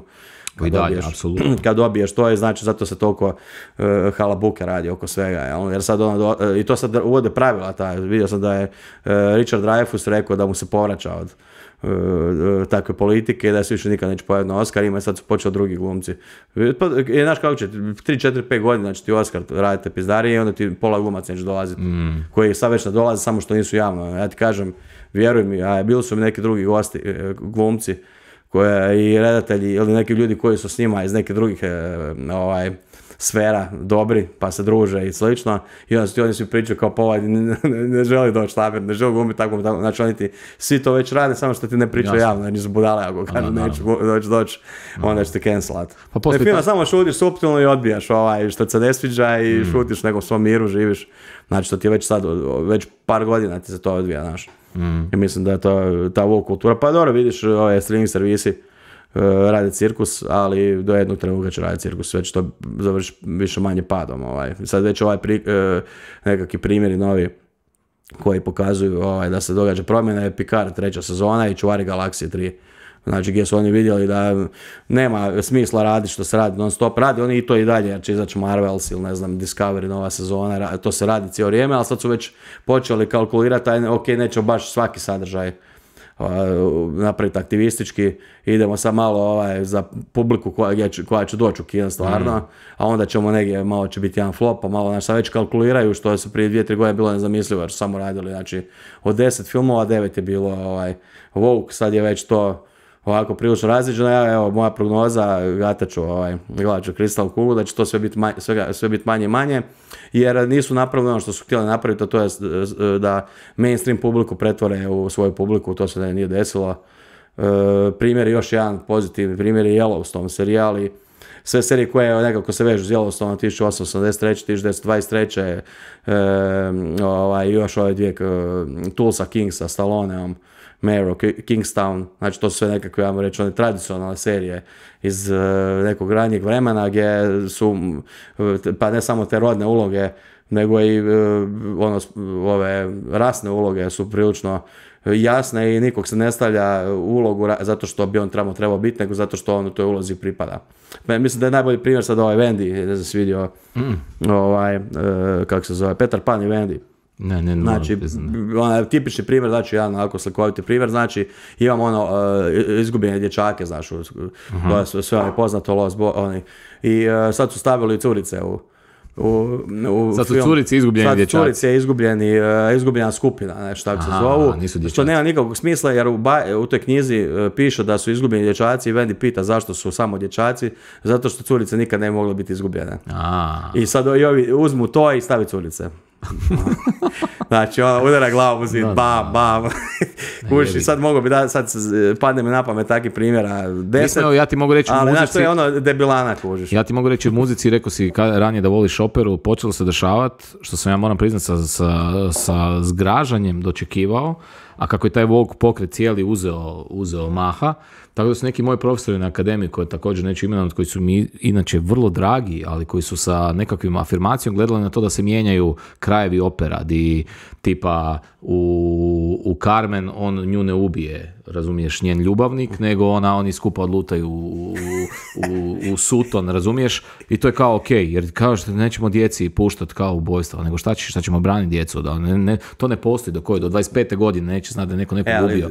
To je taj apsurdni moment koji je Yellowstone odlično napravljen, znači to ovdje je suludo napravljeno, to je da likovi postaju likovi bez, evo recimo primjer, znači nekakav lik Iron Man ili Batman ili neko sličan mora proći kroz niz događaja, tragedija da bi izgradio sebe kao bolju osobu, mora proći kroz ono herojsko putovanje u 13 točaka da bi postao super junak. Danas dođe Miss Marvel, rodi se, broj 1 Mr. Marvel bio, ali nema veze, ajde, Miss Marvel rodi se, ima sve super moći i ponaša se ko razmaženo derište i maltretira sve oko sebe. Bravo. I to ti je nekakav uzor. Onda recimo dosta tih primjera, to je Pintarić, recimo mi je otvorio oči pa sam gledao, s obzirom da ima kćer pa onda to gleda. Nekakva djevojčica se tuče, prebija po 5-6 dječaka. Znači šta se događa u školu, dođu u vrtići, curica se odluči tuč s dečkima i dobi po piksija. Pa naravno, da. Znači, to nevjerovatno kužiš kako, što je meni je smiješno, sad se zgražaju u Disneyu kako to da djeca gledajući takav sadržaj to odlučuju raditi u stvarnosti. Pa normalno. Nek šta, pa to su svi radili. Isto, naravno. To je mislim svako hoće biti super junak, ali kažem ovo nije dobra poruka, to je najbitnije, a čak nije dobra poruka, nekom može je, nekom nije, nego je poruka loš izvedena, mislim da će to će biti konačni udar, znači jer ljudi na kraju dana ne idu u kino, troše svoje novce da gledaju sranje od filma. Naravno. Znači ti da napravim ne znam kakav, General, znači film savršen za nekog ko voli i Gotovinu, ko voli Domovinski rat, ko voli pozitivne priče, ko ne voli ništa što odudara iz nekih tračica, svako ko hoće film gledati rekao je da je film smeća. Znači, i to je, gužiš, i džabe što je napravio, znači Vrdoljak je pretpostavljeno napravio sve kako bi iz neke njegovog romantičarskog viđenja. Kako bi to trebalo biti, ali ljudi nego prvi 15 minuta smiju. Znači oni koji su najzagriženi pobornici, jer ljudi nisu glupi, znači. I to je na kraju dana podcjenjivanje gledatelja, znaš. Ti s tim filmovima i s tim serijama podcjenjuješ gledatelje i onda ti ljudi to neće gledati. Mogu biti woke as fuck, ali nakon 2 epizode će prestati gledati oni. I to ti je više manje to. Zanimljivo mi je to sve. Kad si spomenuo te curice koje tuku dečke, to je meni je to recimo postalo ogroman problem, tek u meni su se počele paliti lampice kad sam vidio one biološke muškarce koji ulaze u ring i tuku se sa ženama, razumiješ, koji su promijenili spol i ono uđe i vidiš ga da neka živina bila muška, razumiješ, i sad on jebi ga, odsjekli su mu kurac i sad on ima legitimitet da uđe u ring i da mlati žene i to je kao okej. Da, ali to se ne to ti ono isto, znaš, to su nekakve opskurne situacije koje isto ne prolaze, mislim. Da. Mislim, vidio sam... Ali bio i u košarci ima toga, ja mislim i u James Cameron u intervju, sam sebe ispreskače, lik koji je pater familija, sam reći, pa isto popularan potom i govori da je teška ruka u obitelji, govori kako je testosteron otrov suvremenog vijeka, kako bi on ukinuo testosteron, osim za žene koje u transgresiji žele postati muškarci, njima bi dao da koriste ga u steroidima. Odlično. To je onako mentalna vratolomija, ali to je sve, to ti je to, znači to je, gledao sam neke, What is a Woman i neke druge, to je Ali G-a, mislim, svi se sjećamo Ali G-a sa feministicama i to, znači, iako je to već drugi val, treći val feminizma, to je onako, više nije ni bitna argumentacija, sad tepem, znači, prije je bila nekakva argumentacija, gdje ti nekad u krivu, nekad si u pravu i u toj argumentaciji pokušaš da dođe do nekakvog zajedničkog rješenja.